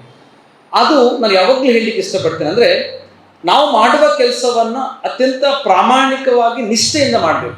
ಆಳ್ವಾಸದಲ್ಲಿ ನಾವು ದುಡಿಯುವಾಗ ಇದು ಬರೀ ಸಂಬಳಕ್ಕಾಗಿ ಅಂತ ನಾವು ದುಡಿದವರಲ್ಲ. ರವಿ ಬೆಳೆದರೆ ಅದೇ ಮಾತನ್ನು ತುಂಬ ಚಂದಲ್ಲಿ ಹೇಳಿದ್ದಾರೆ. ಅಂದರೆ ಹಣ ಮಾಡಬೇಕಂತ ಹೊರಟ್ರೆ ಹಣ ಮಾಡ್ಬೋದು, ಹೆಸರು ಮಾಡಬೇಕಂತ ಹೊರಟ್ರೆ ಹೆಸರು ಮಾಡ್ಬೋದು. ಆದರೆ ನಾನು ಮಾಡೋ ಕೆಲಸವನ್ನು ಅತ್ಯಂತ ಪ್ರಾಮಾಣಿಕದಿಂದ ಮಾಡ್ತೇನೆ ಅಂತ ಹೊರಟ್ರೆ ಹಣ ಮತ್ತು ಹೆಸರು 2 ಒಟ್ಟಿಗೆ ಬರುತ್ತೆ ಅಂತ. ಬಹುಶಃ ನಾವು ಅದೇ ಕೆಲಸವನ್ನು ಮಾಡಿರುವಂಥದ್ದು. ತುಂಬ ಪ್ರೀತಿಯಿಂದ ನಾನು ಗಣಿತವನ್ನು ಇಷ್ಟಪಟ್ಟೇ ನಾನು MSc ಮಾಡಿರೋದು. ನನಗೆ ಎಲ್ಲೂ ಅವಕಾಶ ಆಗಲಿಲ್ಲ ಅಂತ ನಾನು MScಗೆ ಹೋದವನಲ್ಲ, ಎಲ್ಲೂ ಅವಕಾಶ ಆಗಲಿಲ್ಲ ಅಂತ ನಾನು ಟೀಚಿಂಗ್ ಬಂದವನಲ್ಲ. ನಾನು MSc ಮ್ಯಾಥ್ಸ್ ಮಾಡಬೇಕು, ಒಬ್ಬ ಟೀಚರ್ ಆಗಬೇಕು. ನಾನು ಮೊದಲು ಬಾಲ್ಯದಿಂದ ಕೂಡ ನಾನು ಓದುವಾಗ ಓದುವ ರೀತಿಯೇ ಬೋರ್ಡಲ್ಲಿ ಪ್ರಾಕ್ಟೀಸ್ ಮಾಡಿ ಓದಿದ್ದು. ನಾನು ಬಾಯ್ಬಿಟ್ಟು ಟೀಚಿಂಗ್ ಮಾಡಿದ ರೀತಿ ನಾನು ಓದ್ಕೊಂಡು ಬಂದವನು. ಹಾಗಾಗಿ ಟೀಚಿಂಗನ್ನು ಬಹಳ ಇಷ್ಟಪಟ್ಟು ಆ ವೃತ್ತಿನ ಸೇರಿಕೊಂಡಂಥವನು, ಮ್ಯಾಥ್ಸನ್ನು ತುಂಬ ಇಷ್ಟಪಟ್ಟು ಆ ವೃತ್ತಿಗೆ ಸೇರಿಕೊಂಡಂಥವನು. ಹಾಗಾಗಿ ನನಗೆ ಆ ವೃತ್ತಿಗೆ ನ್ಯಾಯ ಕೊಡಲಿಕ್ಕೆ ಸಂಪೂರ್ಣವಾದ ಅವಕಾಶಗಳು ಮತ್ತು ಸ್ಥೈರ್ಯ, ಹಾಗೆ ಅಷ್ಟು ಜವಾಬ್ದಾರಿ ಕೂಡ ಇತ್ತು. ಎಂದೂ ಕೂಡ ಒಂದು ಟೈಮಿಗೆ ಬಂದು ಅದಕ್ಕೆ ಲಿಮಿಟ್ ಮಾಡಿ ಕೆಲಸ ಮಾಡಿ ಹೋಗಬೇಕು, ಸಂಜೆ ಬೇಗ ಹೋಗಬೇಕು, ಬೇರೆ ಬೇರೆ ರೀತಿಯಲ್ಲಿ ಇದು ನಮಗೆ ಒತ್ತಡ ಆಗುತ್ತೆ ಅಂತೇಳಿ ನಾವು ಭಾವಿಸ್ಕೊಂಡವರಲ್ಲ. ಪ್ರತಿನಿತ್ಯ ಸಂಸ್ಥೆಯ ಏಳಿಗೆಗಾಗಿ ನಮ್ಮಿಂದ ಏನೆಲ್ಲ ಮಾಡಲಿಕ್ಕೆ ಸಾಧ್ಯ ಇತ್ತು ಆ ಎಲ್ಲ ಕೆಲಸಗಳನ್ನು ಅತ್ಯಂತ ಪ್ರಾಮಾಣಿಕತೆಯಿಂದ, ಅತ್ಯಂತ ಪ್ರೀತಿಯಿಂದ ನಾವು ಮಾಡ್ತಾ ಇದ್ವಿ. ಅದಕ್ಕೆ ಪೂರಕವಾಗಿ ಸಂಸ್ಥೆ ಕೂಡ ನಮಗೆ ಭಾಳಷ್ಟು ಅವಕಾಶಗಳನ್ನು ಒದಗಿಸಿಕೊಟ್ಟಿತ್ತು. ಆ ದೃಷ್ಟಿಯಿಂದ ಕ್ರಿಯೇಟಿವ್ ಸಂಸ್ಥೆಯನ್ನು ಪ್ರಾರಂಭ ಮಾಡುವಾಗ ಅಲ್ಲಿ ಕಲ್ತಿರ್ತಕ್ಕಂಥ ಎಲ್ಲ ಪಾಠಗಳು ನಮಗೆ ಬಹುದೊಡ್ಡ ಮಾರ್ಗದರ್ಶನ ಆಗಿದೆ. ವಿಶೇಷವಾಗಿ ಯಾವ ಸುತ್ತಮುತ್ತ ಸಂಸ್ಥೆಗಳಲ್ಲಿ PUC ಹಂತಗಳಲ್ಲಿ ಕೊರತೆ ಕಾಣ್ತಾ ಇತ್ತು, ಯಾವುದನ್ನು ನಾವಿಲ್ಲಿ ಅಡಾಪ್ಟ್ ಮಾಡಬೇಕಂತ ಅನಿಸ್ಕೊಂಡ್ವೋ ಆ ವಿಚಾರಗಳನ್ನ ಅಡಾಪ್ಟ್ ಮಾಡಲಿಕ್ಕೆ ಶುರು ಮಾಡಿದ್ವಿ.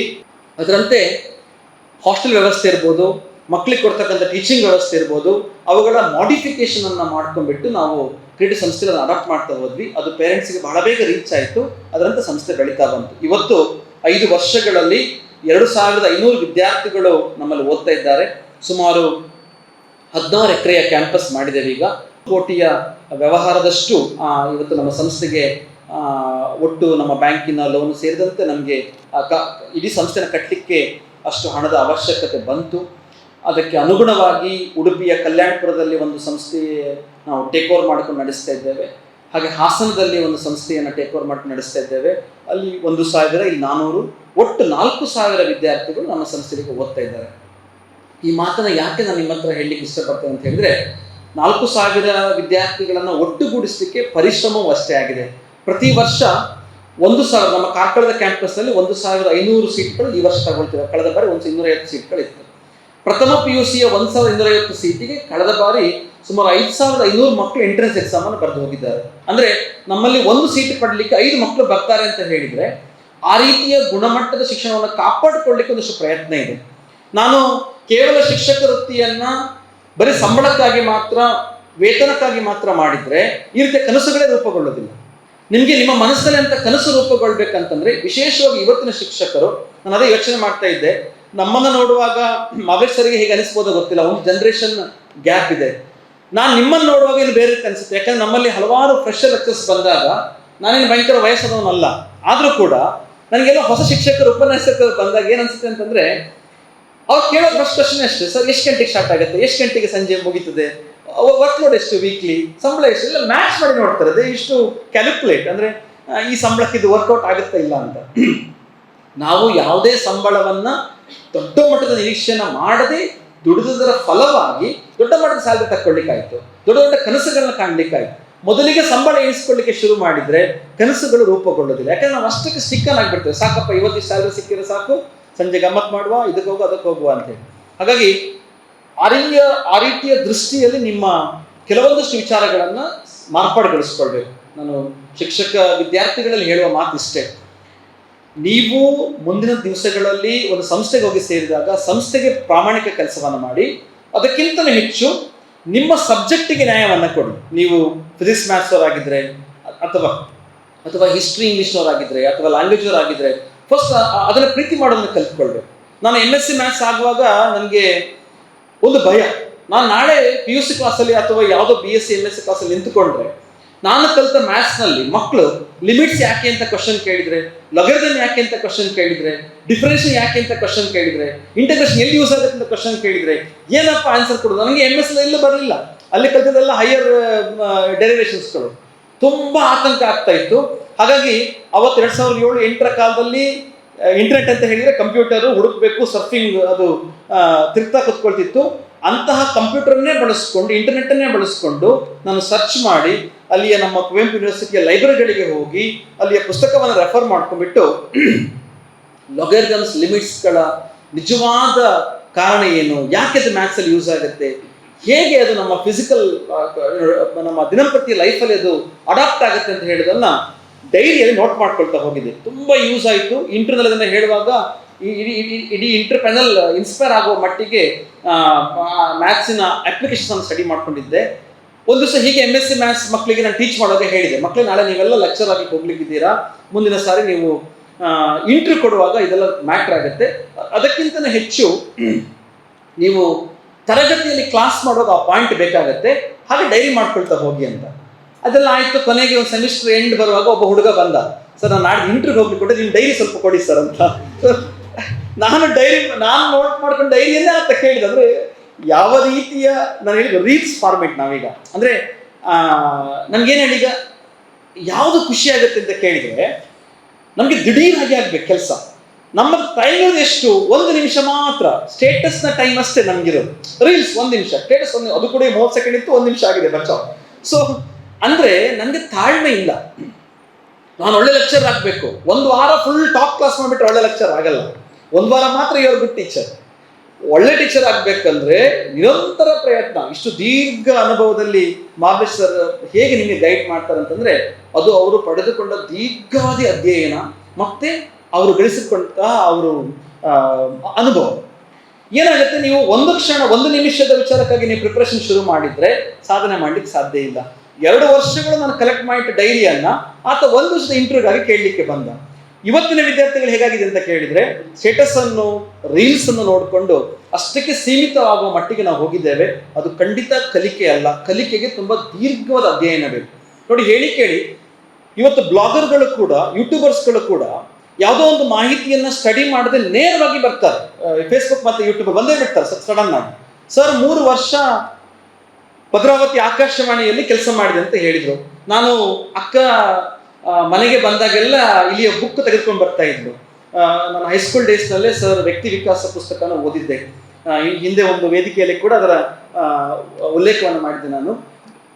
ಅದರಲ್ಲಿ ಡೆಮಾಸ್ತನೀಸ್ ಅಂತ ಹೇಳುವ ಒಬ್ಬ ಗ್ರೀಸ್ನ ಮಾತುಗಾರ ತನ್ನ ಆಡುವಂತಹ ಫ್ಲೋನಲ್ಲಿ ಆತ ಏನೋ ಒಂದು ಸಮಸ್ಯೆಗೆ ಸಿಲುಕಿ ಉಗ್ಗುವ ಸಮಸ್ಯೆ ಬಂದ್ಬಿಡ್ತಾ ತನಗೆ.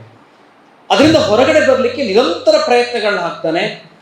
ಎಷ್ಟೋ ಕಡೆ ಆತ ಧ್ವನಿಯ ವ್ಯಾಯಾಮಗಳನ್ನ ಮಾಡಿಕೊಂಡು ಸಮುದ್ರದ ದಡದಲ್ಲಿ ಗುಡ್ಡದ ಮೇಲೆ ನಿಂತುಕೊಂಡು ತುಂಬ ಜೋರು ಕೂಗುವ ಮುಖಾಂತರ ಅಭ್ಯಾಸವನ್ನು ಮಾಡಿಕೊಂಡು ಆ ಉಗ್ಗುತನದಿಂದ ಹೊರಗಡೆ ಬರ್ತಕ್ಕಂಥ ಪ್ರಯತ್ನವನ್ನು ಮಾಡ್ತಾನೆ. ಸೊ ಆ ಕತೆ ನನಗೆ ಇನ್ನೂ ನೆನಪಿದೆ ಅಂತಂದರೆ, ಅದೊಂದು ನೋಟ್ ಮಾಡ್ಕೊಳ್ತಾ ಇದ್ದೆ ನಾನು. ಪ್ರತಿ ಬುಕ್ಕನ್ನು ಓದಿದ ನಂತರ ನೋಟ್ ಮಾಡ್ಕೊಳ್ತಾ ಇದ್ದೆ. ಮೊನ್ನೆ ನಮ್ಮ ಕಾಲೇಜಿನ ಒಂದು ಕಾರ್ಯಕ್ರಮಕ್ಕೆ ಮಾರ್ಲೇಶ್ ಸರ್ ಬರ್ತಾರೆ ಅಂದ ತಕ್ಷಣ ಡೈರಿ ಓಪನ್ ಮಾಡುವಾಗ ಆ ನೋಟ್ ಸಿಕ್ಕಿದ್ದು. ಡೆಮಾಸ್ತನೀಸ್ನ ಕತೆ ನನಗೆ ನೆನಪಿಗೆ ಬಂತು, ಖುಷಿ ಆಯಿತು. ಆ ರೀತಿಯ ಮೋಟಿವೇಶನ್ ಕಥೆಗಳನ್ನು ಅಥವಾ ಸಂಬಂಧಪಟ್ಟ ಶಿಕ್ಷಣಕ್ಕೆ ಸಂಬಂಧಪಟ್ಟ ಪುಸ್ತಕಗಳನ್ನು ಹೈಸ್ಕೂಲ್ ಡೇಸ್ನಲ್ಲಿ ಓದ್ತಾ ಇದ್ದೆ. ಅಕ್ಕ ತಂದ ಪುಸ್ತಕವನ್ನು ಬಿಚ್ಚುವಂಥ ಕೆಲಸ ನಾವು ಮಾಡ್ತಾ ಇದ್ವಿ, ಓದ್ತಾ ಇದ್ವಿ. ಅವರ ರೇಡಿಯೋ ಪ್ರಸಾರಾಂಗ ಮಾಧ್ಯಮನ ಪುಸ್ತಕವನ್ನು ಆ ದಿನಗಳಲ್ಲಿ ಓದಿದ್ದೆ. ಇವತ್ತು ಅವರ ಭದ್ರಾವತಿ ಆಕಾಶನ ಕೆಲಸ ಮಾಡಿದ್ದೆ ಅಂತ ಹೇಳುವಾಗ ನೆನಪಿಗೆ ಬಂತು. ಒಂದು ರೆಡ್ ಕವರ್ ಪೇಜಿನ ಪುಸ್ತಕ ಅದು. ಈ ರೀತಿಯ ಓದು ನಮ್ಮನ್ನು ಸದಾ ಚಿಂತನಶೀಲರಾಗಿ ಮಾಡುತ್ತೆ. ಮತ್ತು ಯಾವುದೇ ಒಂದು ವಿಷಯದ ಬಗ್ಗೆ ದೀರ್ಘವಾದಂತಹ ಅಧ್ಯಯನ ಮಾಡಿದ ಮುಖಾಂತರ ಹೆಚ್ಚು ಮಾಹಿತಿಯನ್ನು, ಜ್ಞಾನವನ್ನು ಪಡಲಿಕ್ಕೆ ಸಾಧ್ಯ ಆಗುತ್ತೆ. ನೀವು ಯಾವುದೇ ವಿಚಾರವನ್ನು ಮಾತಾಡುವಾಗ ಸಿಕ್ಕ ಮಾಹಿತಿಯನ್ನು ಅಲ್ಟಿಮೇಟ್ ಅಂತ ಪರಿಗಣಿಸ್ಕೊಳ್ಬೇಡಿ ಅಂತ. ನಾಳೆ ನೀವು ತರಗತಿಗೆ ಹೋಗುವವರು, ಹೈಸ್ಕೂಲ್ ಮಕ್ಕಳಲ್ಲಿ ನೀವು ಇವತ್ತು ಒಳ್ಳೆಯ ಟೀಚರಾಗಿ ಗುರುತಿಸ್ಕೊಳ್ಬೇಕಾದ್ರೆ ನಿಮಗಿಂತ ಹೆಚ್ಚು ಅವರು ಬುದ್ಧಿವಂತರೇ ಇದ್ದಾರೆ ಹೆಚ್ಚು ಕಡಿಮೆ. ಯಾಕೆ ಅಂತಂದರೆ, ನೀವು AI ಅಂತ ಬಾಯಿ ಬಿಡಬೇಕಾದ್ರೆ ಅವ್ರು AI ಬಗ್ಗೆ ಫುಲ್ಲು ಮಾಹಿತಿ ಕೊಟ್ಬಿಡ್ತಾರೆ. ಅವ್ರಿಗೆ ಗೊತ್ತುಂಟು, ಜೆಮಿನಿ ಉಂಟು, ಚಾಟ್ GPT ಉಂಟು, ಅದುಂಟು ಇದುಂಟು ಅಂತ. ನಿಮಗೆ AI ಮಾತ್ರ ಗೊತ್ತಿರುತ್ತೆ ಹೆಚ್ಚು ಕಡಿಮೆ ಟೀಚರಿಗೆ ಕ್ಲಾಸಿಗೆ ಹೋಗುವಾಗ. ಅವರು ಅದರ ಆಳವನ್ನು ಅಧ್ಯಯನ ಮಾಡಿ ಬಂದಿರ್ತಾರೆ. ಆಗ ನೀವು ಅದಕ್ಕೂ ಮೀರಿದ ಕತೆ ಹೇಳಿದರೆ ಮಾತ್ರ ನೀವು ಗುಡ್ ಟೀಚರ್ ಆಗ್ತೀರ ನನ್ನ ಪ್ರಕಾರ. ನಾವೆಲ್ಲ ಎಲ್ಲಿ ಗೆದ್ವಿ ಅಂತಂದರೆ, ಮ್ಯಾಥ್ಸ್ ಬಗ್ಗೆ ಡಿಫರೆನ್ಷಿಯೇಟ್ ಕಷ್ಟಪಡ್ತಾ ಇರುವಂಥ ಸಮಯದಲ್ಲಿ ಡಿಫರೆನ್ಸಿಯೇಷನ್ ಯಾಕೆ, ಅದು ಫಿಸಿಕ್ಸಲ್ಲಿ ಯಾಕೆ ಬರುತ್ತೆ, ಕಾಮನ್ ಲೈಫಲ್ಲಿ ಎಲ್ಲಿ ಬರುತ್ತೆ, ಕಾಮರ್ಸ್ ಎಲ್ಲಿ ಬರುತ್ತೆ, ಇದು ಎಲ್ಲವನ್ನು ಹೇಳುವಾಗ ಮಕ್ಕಳಿಗೆ ತುಂಬ ಮೋಟಿವೇಟ್ ಆಗ್ತಾ ಇತ್ತು. ಅವರು ನಾನು ಕಲಿಯೋದು ಬರೀ ಮಾರ್ಕ್ಸಿಗೆ ಮಾತ್ರ ಅಲ್ಲ, ನನ್ನ ಜೀವನಕ್ಕೂ ಅಂತ ಅಂದ್ಕೊಳ್ತಾ ಇದ್ರು. ಹಾಗಾಗಿ ನಾವು ಟೀಚಿಂಗಲ್ಲಿ ಗೆಲ್ಲಲಿಕ್ಕೆ ಸಾಧ್ಯ ಆಯಿತು ಅಂತ. AI ಬಗ್ಗೆ ಮಾತಾಡೋದು ನೀವು ತುಂಬ ಚೆನ್ನಾಗಿ ಹೇಳ್ಬೋದು. AI ಏನನ್ನ ಬೇಕಾದರೆ ಕೊಡುತ್ತೆ. ಇವತ್ತು ನಾವು ಬಯಸ್ತಕ್ಕಂಥ ಯಾವ ಮಾಹಿತಿನ AI ಕೊಡಬಹುದು. ಆದರೆ AIಗೆ ಹಸಿವಿಲ್ಲ. ಅದಕ್ಕೆ ನಮಗೆ ಮತ್ತು ನಿಮಗೆ ಹಸಿವುಂಟು. ಯಾವ ರೀತಿ ಹಸಿವುಂಟು? ಬರೀ ಊಟದ ಹಸಿವು ಮಾತ್ರ ಅಲ್ಲ, ಜೀವನದ ಬದುಕಲ್ಲಿ ಗೆಲ್ಬೇಕನ್ನೋ ಹಸಿವಿದೆ ನನಗೆ, ಅಪ್ಪ ಅಮ್ಮನಿಗೆ ಆಸರೆಗೆ ನಿಲ್ಬೇಕನ್ನೋ ಹಸಿವಿದೆ, ಏನೋ ಸಾಧನೆ ಮಾಡ್ಬೇಕಂತ ಹಸಿವಿದೆ, ಒಳ್ಳೆ ಶಿಕ್ಷಕನಾಗ್ಬೇಕಂತ ಹಸಿವಿದೆ. ಆ ಹಸಿವು ಹೇಗಿಲ್ಲ. ಹಾಗಾಗಿ ಅದಕ್ಕೆ ಭಾವನೆಗಳು ಇಲ್ಲ, ಏನೋ ನಾನು ಮಾಡಿದ್ದಕ್ಕೆ ತುಡಿತವೂ ಇಲ್ಲ. ನೀವು ಕೋಡಿಂಗ್ನಲ್ಲಿ ಕೊಟ್ಟರೆ ಆ ಕೆಲಸ ಮಾಡಿಕೊಡುತ್ತೆ, ಯಾಂತ್ರಿಕವಾಗಿ ಆ ಕೆಲಸವನ್ನು ಮಾಡಿಕೊಡ್ತದೆ. ಹಸಿವು ಎಲ್ಲಿಯವರೆಗೆ ನಮ್ಮನ್ನು ಕಾಡಿಸುತ್ತೋ, ಎಲ್ಲ ರೀತಿಯ ಹಸಿವುಗಳು ನಮ್ಮನ್ನು ಎಲ್ಲಿಯವರೆಗೆ ಕಾಡಿಸುತ್ತೋ ಅಲ್ಲಿಯವರೆಗೆ ನಾವು ಸಾಧಕರಾಗಿ, ನಿರಂತರ ಪ್ರಯತ್ನಶೀಲರಾಗಿ, ಅಧ್ಯಯನಶೀಲರಾಗಿ ನಾವು ಕೆಲಸ ಮಾಡ್ತೇವೆ ಅಂತ. ಆ ದೃಷ್ಟಿಯಿಂದ ಪ್ರೀತಿಯ ವಿದ್ಯಾರ್ಥಿಗಳೇ, ಇವತ್ತು ನೀವು ನಮ್ಮಿಂದ ಏನಾದರೂ ನಿಮಗೆ ತೆಗೆದುಕೊಳ್ಳಿಕ್ಕೆ ಸಾಧ್ಯ ಆದರೆ 7 ಜನ ಶಿಕ್ಷಕರು ಆ ಕೋವಿಡ್ನ ಹೊಡೆತನ್ನು ತಪ್ಪಿಸ್ಕೊಳ್ಬೇಕಾದ್ರೆ ನಾವು ಮಾಡಿದ ಉಪಾಯಗಳು ಬಹಳ ಸರಳ. 7 ಜನ ಸಂಜೆ ಒಂದು ಆವಾಗ ಕಾನ್ಫರೆನ್ಸ್ ಕಾಲ್ನಲ್ಲಿ ಒಟ್ಟಿಗೆ ಸೇರ್ತಾ ಇದ್ವಿ. ತಲೆಬಿಸಿ ಮಾಡ್ಕೊಳ್ತಿರ್ಲಿಲ್ಲ, ಸಹಜವಾಗಿ ಒಬ್ರನ್ನೊಬ್ರು ಛೇಡಿಸ್ಕೊಂಡು ತಮಾಷೆ ಮಾಡ್ಕೊಂಡು ಒಂದು ಅರ್ಧ ಗಂಟೆ ಹಾಗೆ ಕಾಲ ಕಳೆದು ಮತ್ತೆ ಅರ್ಧ ಗಂಟೆ ಏನು ಮಾಡ್ಬೇಕಂತ ಹೇಳಿದ್ರೆ ನಾವು ಡಿಸ್ಕಷನ್ ತಗೊಳ್ತಾ ಇದ್ವಿ. ಹಾಗೂ ಹೀಗೂ ಅದು ಕೋವಿಡ್ ಸರಿದಾರಿಗೆ ಬಂತು. ಫೈನಾನ್ಷಿಯಲಿ ಬಹಳಷ್ಟು ಕಷ್ಟಗಳಿತ್ತು. ಅವೆಲ್ಲವನ್ನು ಮೀರಿ ನಿಲ್ಲಲಿಕ್ಕೆ ನಮಗೆ ಸಮಾಜ, ವಿಶೇಷವಾಗಿ ನಮ್ಮ ಕುಟುಂಬದವರು, ನಮ್ಮ ಬಂಧುಗಳು ಯಾರು ನಮ್ಮನ್ನು ನಂಬಿದ್ರು ಅವ್ರು ಯಾರು ಕೈ ಬಿಡಲಿಲ್ಲ. ತುಂಬ ಜನ ನಂಬಲಿಲ್ಲ. ಯಾಕಂತಂದರೆ ಇನ್ನು ಎಲ್ಲಪ್ಪ ಕಾಲೇಜ್ ಆಗುತ್ತೆ, ಕೋವಿಡಿಂದ ಹೊರಗಡೆ ಬರೋದೇ ಇಲ್ಲ, ಎಕನಾಮಿಕಲಿ ಇನ್ನೂ ದೇಶ ಸರಿಯಾಗಲಿಕ್ಕೆ 25 ವರ್ಷ ಬೇಕು, ಹೀಗೆಲ್ಲ ಆ ರೀತಿಯ ಒಂದು ಮಾತುಗಳು ನಡೀತಾ ಇತ್ತು. ಬಟ್ ಯಾರೆಲ್ಲ ಆಪ್ಟಿಮಿಸ್ಟಿಕ್ ಆಗಿದ್ರು, ಯಾರು ತಮ್ಮ ಪ್ರಯತ್ನವನ್ನು ನಿಲ್ಲಿಸ್ಲಿಲ್ವೋ ಅವ್ರು ಯಾರು ಕೋವಿಡಲ್ಲಿ ಸೋಲಿಲ್ಲ. ಯಾರು ಕೋವಿಡಲ್ಲಿ ಎಲ್ಲ ಮುಗದೇ ಹೋಯ್ತು ಅಂತೇಳಿ ನಿಲ್ಲಿಸ್ಕೊಂಡ್ಬಿಟ್ರು ಅವರು ಅಲ್ಲಿ ಅದನ್ನು ಫೇಸ್ ಮಾಡಲಿಕ್ಕೆ ಮತ್ತೆ ಕಷ್ಟವನ್ನು ಪಡಬೇಕಾಯ್ತು. ನಾವು ಇದು ಸರಿಯಾಗುತ್ತೆ, ನಮ್ಮ ಕೆಲಸ ಮುಂದುವರಿಸುವ ಅಂತ ಹೇಳಿ ನಾವೇನೂ ತಲೆಬಿಸಿಯನ್ನು ಮಾಡದೆ ಆನ್ಲೈನ್ ಕ್ಲಾಸನ್ನು ಕಂಟಿನ್ಯೂ ಮಾಡಿದ್ರಿಂದ, ನಮ್ಮ ವೃತ್ತಿಯನ್ನು ಕಂಟಿನ್ಯೂ ಮಾಡಿದ್ರಿಂದ ಅದು ನಮಗೆ ಸಮಸ್ಯೆ ಕೊಡಲಿಲ್ಲ. ನಾವು ಮಾಡುವ ಕೆಲಸವನ್ನು ನಿಷ್ಠೆಯಿಂದ, ಪ್ರೀತಿಯಿಂದ ಮಾಡಿದರೆ ಎಲ್ಲವೂ ಬರುತ್ತೆ ಅಂತ ಹೇಳಿದ ಹಾಗೆ, ನಾನು ಮೊದಲ ಮಾತನ್ನು ಹೇಳಿದ ಹಾಗೆ ನಾವು ನಮ್ಮ ಕೆಲಸ ಮುಂದುವರಿಸ್ಕೊಂಡು ಹೋದ್ವಿ. ಕ್ರಿಯೇಟಿವ್ ಸಂಸ್ಥೆ ರೂಪುಗೊಳ್ತು. ಆಮೇಲೆ ಕ್ರಿಯೇಟಿವ್ ಪುಸ್ತಕ ಮನೆಯನ್ನು ಉಲ್ಲೇಖ ಮಾಡಿದರು. ಅದನ್ನು ಸ್ವಲ್ಪ ನಾನು ನಿಮ್ಮ ಹತ್ರ ಹೇಳಬೇಕಾಗುತ್ತೆ. ಯಾಕಂದರೆ ನಾಳೆ ಈ ಸಮಾಜಕ್ಕೆ ಅಂತಹ ಮಾಹಿತಿಯನ್ನು, ಅಂತಹ ಚಿಂತನೆಗಳನ್ನು ಕೊಡಬೇಕಾದವರು ನೀವುಗಳು. ಪುಸ್ತಕ ಮನೆ ನಮ್ಮಲ್ಲಿ ಅನುಬೆಳ್ಳೆ ಅಂತ ಹೇಳುವ ಒಬ್ಬ ಒಳ್ಳೆ ಕಾದಂಬರಿಕಾರರು, ಸುಧಾಮತರಂಗದಲ್ಲಿ ನಿರಂತರವಾಗಿ ಅವರು ಕಥೆಗಳನ್ನ, ಕಾದಂಬರಿ ಬರೀತಾರೆ. ಅವರು ನನಗೆ ತಿಂಗಳಿಗೆ ಒಂದು ಪುಸ್ತಕವನ್ನು ತೆಗೆದುಕೊಂಡು ಬರ್ತಾ ಇದ್ರು. ಸರ್, ಇದು ಈ ಪ್ರಕಾಶನದ ಪ್ರಕಟಣೆ ಆಯಿತು, ಅವ್ರು ಮಾಡಿದ್ರು, ಹೀಗೆ ಮಾಡಿದ್ರು, ಹಾಗೆ ಮಾಡಿದ್ರು, ಅವರು ರಾಯಧನ ಕೊಡ್ತಿರ್ಲಿಲ್ಲ ಕೆಲವು ಪ್ರಕಾಶನ ಸಂಸ್ಥೆಗಳು, ಹೀಗೆ ಸಮಸ್ಯೆಗಳೆಲ್ಲ ಹೇಳ್ತಾ ಇದ್ರು. ನನಗೂ ಬಾಲ್ಯದಿಂದ ಸಾಹಿತ್ಯದ ಅಭಿರುಚಿ ಇತ್ತು, ಪುಸ್ತಕಗಳ ಬಗ್ಗೆ ಬಹಳಷ್ಟು ಅಭಿರುಚಿ ಇತ್ತು. ಅದೇ ವಿಚಾರ ಇಟ್ಕೊಂಡು ನಾನು ಬೆಂಗಳೂರಿನ ಎಲ್ಲ ಪ್ರಕಾಶನ ಸಂಸ್ಥೆಗಳನ್ನ ಭೇಟಿ ಮಾಡಿದೆ. ಸ್ವಪ್ನ, ವೀರಲೋಕ, ಬೇರೆ ಬೇರೆ ಕದಂಬ ಪ್ರಕಾಶನ, ಅಂಕಿತ ಪ್ರಕಾಶನ, ಇದೆಲ್ಲ ನವಕರ್ನಾಟಕದವರು ಭೇಟಿ ಮಾಡಿ ಅದರ ಮಾಹಿತಿಯನ್ನು ಕಲೆ ಹಾಕಿ, ವಿಶೇಷವಾಗಿ PUC ಮಕ್ಕಳಲ್ಲಿ ಒಂದು ಸಣ್ಣ ಅದರ ಒಂದು ಮೀಚನ್ನು, ಅಂದರೆ ಒಂದು ಚಿಕ್ಕ ಆಲೋಚನೆ ಕಟ್ಟಿಕೊಳ್ಳಿಕ್ಕೆ ಸಾಧ್ಯ ಆದರೆ ಮುಂದಿನ ಒಂದು ತಲೆಮಾರಿಗೆ ನಾವು ಓದನ್ನು ಟ್ರಾನ್ಸ್ಫರ್ ಮಾಡ್ಬೋದಲ್ಲ ಅಂತ ನನ್ನ ಆಲೋಚನೆ ಇಷ್ಟೇ. ಅಂದರೆ ನಾವೀಗೇನು ಹೇಗೋ ನಮ್ಮ ಅಪ್ಪ ಅಮ್ಮರ ಕೊಟ್ಟಂತಹ ಪ್ರೇರಣೆ, ಅಕ್ಕಂದರು ಕೊಟ್ಟಂತಹ ಮಾರ್ಗದರ್ಶನದಾಗಿ ನಾವು ಓದಲಿಕ್ಕೆ ಪ್ರಾರಂಭ ಮಾಡಿದ್ವಿ. ನಾವು ಇದನ್ನು ಮುಂದಿನ ತಲೆಮಾರಿಗೆ ತಲುಪಿಸ್ಬೇಕು. ಈ ರೀಲ್ಸ್ ಮತ್ತು ಯೂಟ್ಯೂಬ್ ಸಂಸ್ಕೃತಿ ಅಲ್ಟಿಮೇಟ್ ಅಲ್ಲ, ಅದಕ್ಕಿಂತ ಮಿಗಿಲಾಗಿ ಒಂದು ಅಧ್ಯಯನದ ಸಂಸ್ಕೃತಿ ಇದೆ ಅಂತ ನಾವು ತಲುಪಿಸ್ಬೇಕು ಅಂತ ಆದರೆ ಓದುವುದನ್ನು, ಅಭಿರುಚಿಯನ್ನು ಹಚ್ಚಬೇಕು ಅನ್ನೋ ಕಾರಣಕ್ಕಾಗಿ ಅದು PUC ಅಂತ ಮಕ್ಕಳಿಗೆ, ಡಿಗ್ರಿಯ ಮಕ್ಕಳಿಗೆ ಕೊಟ್ಟಾಗ ಅವರು ನಾಳೆ ಸುಮ್ಮನೆ ಒಂದು 10 ಬುಕ್ಗಳನ್ನ ನೋಡಿ ನೋಡಿ ನೋಡಿ, ಕವರ್ ಪೇಜ್ಗಳನ್ನ ನೋಡಿ ನೋಡಿ ನೋಡಿ ಯಾವುದೊಂದು ಓದಬೇಕಂತ ಸಣ್ಣ ಅಭಿರುಚಿ ಬೆಳ್ಕೊಂಡ್ರು, ತೆಗೆದು ನೋಡುವಂಥ ಒಂದು ಪುಟ ಓದಿದ್ರು ಕೂಡ ಅದು ಖಂಡಿತ ಮಲ್ಟಿಪಲ್ ಆಗಿ ದೊಡ್ಡ ಮಟ್ಟಕ್ಕೆ ಹೋಗುತ್ತೆ ಅಂತ ಹೇಳಿ ಪುಸ್ತಕ ಪ್ರಕಾಶನ ಶುರು ಮಾಡಿದ್ವಿ. ದೊಡ್ಡ ಪುಸ್ತಕ ಮಳಿಗೆ ಆಯಿತು. ಅದರಲ್ಲಿ ಹೊಸ ಹೊಸ ರೀತಿಯ ಆಲೋಚನೆಗಳು ಮಾಡಿದ್ವಿ. ನಮ್ಮ ಪ್ರಶ್ನೆ ಇಷ್ಟೇ ಆಗಿತ್ತು, ಪುಸ್ತಕಗಳು ಲಭಿಸುವಿಕೆ ಇವತ್ತು ಸುಲಭವಾಗಿಲ್ಲ ಅಂತ. ಅಂದರೆ ನನಗೆ ಇವತ್ತು ರಾತ್ರಿ ಊಟ ಮಾಡಲಿಕ್ಕೆ ಆಹಾರ ಬೇಕು, ಅದಕ್ಕೆ ತರಕಾರಿಗಳು ಬೇಕು ಅಂದರೆ ನಾವು ಪೇಟೆಗೆ ತಗೊಂಡ್ಬರ್ತೇವೆ, ಬಿಕಾಸ್ ಅನಿವಾರ್ಯ ಆಗಿದೆ. ನಮಗೆ ಟೂತ್ ಬ್ರಷ್ ಬೇಕು, ಟೂತ್ ಪೇಸ್ಟ್ ಬೇಕು, ಮಾರ್ಟಿಗೆ ಹೋಗ್ತೇವೆ. ಬಟ್ ಪುಸ್ತಕ ಹಾಗಲ್ಲ. ಇವತ್ತಿರೋ ತೊಂದರೆ ಏನಿಲ್ಲ, ನಾಳೆ ಇಲ್ದಿದ್ರೂ ಸಮಸ್ಯೆ ಏನಿಲ್ಲ. ಈ ತಿಂಗಳಿಡೀ ನಮ್ಮ ಹತ್ರ ಕೈಯಲ್ಲಿ ಪುಸ್ತಕವಿಲ್ಲ ಅಂದರೂ ಏನು ಸಮಸ್ಯೆ ಇಲ್ಲ. ಮನೆಯಲ್ಲಿ ಒಂದೇ ಒಂದು ಪುಸ್ತಕ ಇಲ್ಲ, ಪ್ರಾಬ್ಲಮ್ ಇಲ್ಲ. ಅಂದರೆ ಅದು ದಿನದ ಅಗತ್ಯವಾಗಿ ನಮ್ಗೆ ಕಾಣಲಿಲ್ಲ. ಹಾಗಾಗಿ ಎಲ್ಲಿ ದಿನನಿತ್ಯ ವಸ್ತುಗಳನ್ನು ತೆಗೆದುಕೊಳ್ಳಲಿಕ್ಕೆ ಜನರು ಹೋಗ್ತಾರೋ ಅಲ್ಲೇ ಪುಸ್ತಕಗಳನ್ನ ಇಟ್ಟಾಗ ಅದು ಇವತ್ತಿನ ಅಗತ್ಯ ಅಂತ ಕಾಣದಿದ್ರು ಒಂದು ಪುಸ್ತಕವನ್ನ ಕವರ್ ಪೇಜ್ ನೋಡಿ ಎತ್ಕೊಂಡು ಬರ್ತಾರೆ, ಮನೆಯಲ್ಲಿ ಇಡ್ತಾರೆ, ಅದನ್ನು ನೋಡಿ ನೋಡಿ ನೋಡಿ ಯಾರೋ ಓದ್ತಾರೆ. ಈ ರೀತಿ ಅಭಿರುಚಿ ಬೆಳೆಯುವ ಕಾರಣಕ್ಕಾಗಿ ಸರ್ವವ್ಯಾಪಿ ಪುಸ್ತಕ ಅಂತ ಎಲ್ಲ ಹೋಟೆಲ್ಗಳಲ್ಲಿ ಸ್ಟ್ಯಾಂಡರ್ಡ್ ಕೆಲಸ ಮಾಡಿದ್ವಿ. ಮನೆ ಮನೆಗೆ ಪುಸ್ತಕ ತಲುಪಿಸಲಿಕ್ಕೆ ಒಂದು ವಿಶೇಷ ಸಂಚಾರಿ ವಾಹನವನ್ನು ಮಾಡಿದ್ವಿ. ಮೊಬೈಲ್ ಬಿಡಿ ಪುಸ್ತಕ ಹಿಡಿ ಅಂತ ಯೋಜನೆ ರೂಪಿಸಿಕೊಂಡು ಸರ್ಕಾರಿ ಶಾಲೆಗಳಿಗೆ ಹೋಗಿ ಉಚಿತವಾಗಿ ಪುಸ್ತಕವನ್ನು ಕೊಟ್ವಿ. ಅದರೊಟ್ಟಿಗೆ ಒಂದು ಪುಸ್ತಕ ಪೋಸ್ಟ್ ಕಾರ್ಡ್ ಅನ್ನು ಕೊಟ್ವಿ. ಪೋಸ್ಟ್ ಕಾರ್ಡ್ ಯಾಕೆ ಅಂತಂದ್ರೆ ಆ ಪುಸ್ತಕ ಓದಿ ಆತ ಅದರ ಬಗ್ಗೆ ಒಂದು ಟಿಪ್ಪಣಿ ಬರಿಬೇಕು, ನಮಗೆ ಅದನ್ನ ಕಳಿಸ್ಕೊಡ್ಬೇಕು ಆ ಪೋಸ್ಟ್ ಕಾರ್ಡ್ ಅನ್ನು. ಪೋಸ್ಟ್ ಕಾರ್ಡ್ ಸಂಸ್ಕೃತಿಯೂ ಬೆಳೀತದೆ, ಬರೆಯುವ ಮುಖಾಂತರ ಬರವಣಿಗೆಯ ದೊಡ್ಡ ವಿಸ್ತಾರ ಆಗಿದೆ ಅಂತ ನಮ್ಮ ಆಲೋಚನೆ.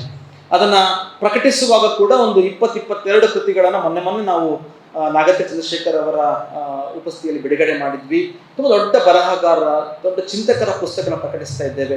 ಹೊಸ ಬರಹಗಾರರಿಗೆ ಅವಕಾಶ ಕೊಡ್ತಾ ಇದ್ದೇವೆ. ವಿಶೇಷವಾಗಿ ಯುವ ಬರಹಗಾರರಿಗೆ ಉತ್ತೇಜನ ಕೊಡ್ತಕ್ಕಂಥ, ಮಾರ್ಗದರ್ಶನ ಕೊಡುವಂತಹ ಅಕ್ಷರಯಾನ ಅಂತ ಕಾರ್ಯಕ್ರಮವನ್ನು ನಾವು ಕಳೆದ ಬಾರಿ ಆಯೋಜನೆ ಮಾಡಿದ್ವಿ. ಈ ರೀತಿಯ ಕೆಲಸಗಳು ನಮಗೆ ಯಾವಾಗ ಚಿಂತನೆಗೆ ಬರುತ್ತೆ ಅಂತ ಹೇಳಿದ್ರೆ, ನಾವು ಸಮಾಜವನ್ನು ಆ ದೃಷ್ಟಿಯಲ್ಲಿ ನೋಡಿದಾಗ. ಕ್ರಿಯೇಟಿವ್ ಹೊಂಗಿರಣ ಅಂತ ಹೇಳಿ ಬಡ ಮಕ್ಕಳಿಗೆ ಉಚಿತವಾಗಿ ಶಿಕ್ಷಣ ಕೊಡ್ತಕ್ಕಂತಹ ಒಂದು ಯೋಜನೆ ರೂಪಣೆ ಮಾಡ್ಕೊಂಡ್ವಿ. ಅದರ ಮುಖಾಂತರ ಹಲವಾರು ವಿದ್ಯಾರ್ಥಿಗಳಿಗೆ ಅದರ ಅಡಿಯಲ್ಲಿ ಕೂಡ ಶಿಕ್ಷಣ ಕೊಡುವಂಥ ಪ್ರಯತ್ನ ಆಗ್ತಾ ಇದೆ. ಅಂದ್ರೆ ಫೀಸನ್ನೇ ತೆಗೆದುಕೊಳ್ಳದೆ ಕಾಲೇಜು ಮಾಡೋದು ಬಹಳ ಕಷ್ಟ. ಯಾಕಂದ್ರೆ ನನಗೆ ಡಾಕ್ಟರ್ TMA ಪೈ ಅವರ ಬಗ್ಗೆ ಮಾತನಾಡುವಾಗೆಲ್ಲ ಬಹಳಷ್ಟು ನಾವು ಚಿಂತನೆಗೆ ಒಳಗಾಗ್ತೇವೆ. ಇವತ್ತು ಸ್ವಲ್ಪ ಅದನ್ನೇ ಮಾತನಾಡ್ತಾ ಇದ್ದೆ. ಎಂಥ ಒಂದು ದುರದೃಷ್ಟಿ! ಆಗಿನ ಕಾಲದಲ್ಲಿ ದುರದ ಶೃಂಗೇರಿಯಲ್ಲಿ, ಇದು ನಮ್ಮ ಮುಲ್ಕಿಯಲ್ಲಿ, ಮೂಡಬಿದ್ರೆಯಲ್ಲಿ, ಬೇರೆ ಬೇರೆ ಊರುಗಳಲ್ಲಿ, ಆಗುಂಬೆಯಲ್ಲಿ ಹೋಗಿ ಶಾಲೆಗಳನ್ನ ತೆರೆಯುವ ಮುಖಾಂತರ ಅಲ್ಲಿಯ ಸ್ಥಳೀಯರನ್ನ ಒಟ್ಟುಗೂಡಿಸಿಕೊಂಡು ಸಂಸ್ಥೆಯನ್ನು ಮಾಡುವಂತ ಅತ್ಯಂತ ದೂರದೃಷ್ಟಿಯ ನಾಯಕರಿದ್ರು ನಮ್ಮ ಇದೇ ಮಣ್ಣಲ್ಲಿ ಅಂತ ಹೇಳಿದ್ರೆ, ಅಂತಹ ಸ್ಥಳದಲ್ಲಿ ಅಂತಹ ಮಹಾತ್ಮರು ಕಟ್ಟಿದಂತಹ ಸಂಸ್ಥೆಯಲ್ಲಿ ಓದುವಂತ ನೀವು, ಇಲ್ಲೆಲ್ಲ ನಮಗೆ ಅವಕಾಶ ಸಿಕ್ಕಿರ್ತಕ್ಕಂಥ ನಾವುಗಳು ಅದನ್ನ ಬಹಳ ನಾವು ಇನ್ನೊಂದಷ್ಟು ದೂರದೃಷ್ಟಿಗೆ ತೆಗೆದುಕೊಂಡು ಹೋಗುವಂತ ಕೆಲಸ ಮಾಡಬೇಕು. ನಾವು ನಾಳೆ ಸಮಾಜಕ್ಕೆ ನಾವೆಲ್ಲ, ನೀವು ಬೇರೆ ಬೇರೆ ಶಾಲೆ ಶಿಕ್ಷಕರಾಗಿ ಹೋದಾಗ ಮಕ್ಕಳನ್ನ ಬರೀ ಪಾಠಕ್ಕೆ ಸೀಮಿತಗೊಳಿಸಿ ಅಂಕಕ್ಕೆ ಮಾಡಿದ್ದು ಇಂಪಾರ್ಟೆಂಟ್, ವೆರಿ ಇಂಪಾರ್ಟೆಂಟ್, VVIMP ಅಂತೆಲ್ಲ ಕೊಟ್ಟು ಅಷ್ಟಕ್ಕೆ ಸೀಮಿತಗೊಳಿಸೋ ಕೆಲಸ ಮಾಡಬೇಡಿ ದಯಮಾಡಿ. ಯಾಕಂದ್ರೆ ಎಲ್ಲಿ ನಾವು ಮಿಸ್ಸಿಂಗ್ ಆಗ್ತಾ ಇದ್ದೇವೆ, ಯಾವ ಚಿಂತನೆಲ್ಲ ಹಿಂದೆ ಬೀಳ್ತಿದ್ದೇವೆ, ಎಲ್ಲಿ ಮೌಲ್ಯಗಳು ಕುಸಿತ ಉಂಟಂತ ಹೇಳಿದ್ರೆ, ಬಹುಶಃ ಅದನ್ನೆಲ್ಲ ಸರಿ ಮಾಡಲಿಕ್ಕೆ ಸಾಧ್ಯವಿರುವಂಥದ್ದು 100ಕ್ಕೆ 100 ನಾವು ತರಗತಿಯ ಶಿಕ್ಷಕರಿಂದ ಮಾತ್ರ.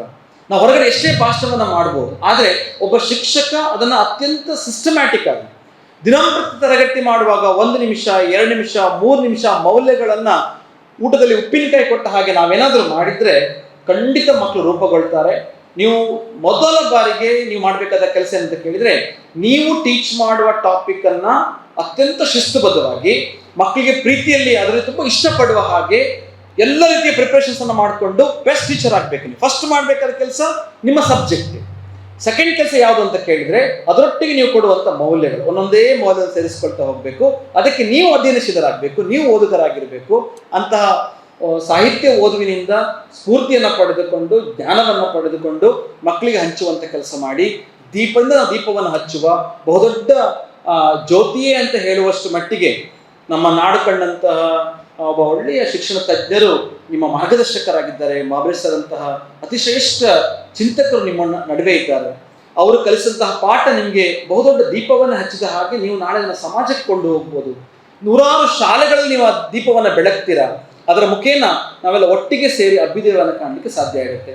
ಸಂಸ್ಥೆಯ ಒಟ್ಟು ಬೆಳವಣಿಗೆಯಲ್ಲಿ ನಾವುಗಳು ಮುಂದೆ ರೂಪುಗೊಳ್ಳುವಾಗ ನಮ್ಮ ವ್ಯಕ್ತಿತ್ವ ಹೇಗಿರ್ಬೇಕಂತಂದ್ರೆ, ಎಲ್ರಿಗೂ ಮಾರ್ಗದರ್ಶನ ಆಗಿರ್ಬೇಕು. ನಾವು ಬಂದಂತಹ ಹಾದಿ ಹೇಗೆ ಇರ್ಬೋದು, ಅದಕ್ಕೆ ಬಹಳ ಸಮೀಪವಾದಂತಹ ವಿಚಾರ ಇದೆ.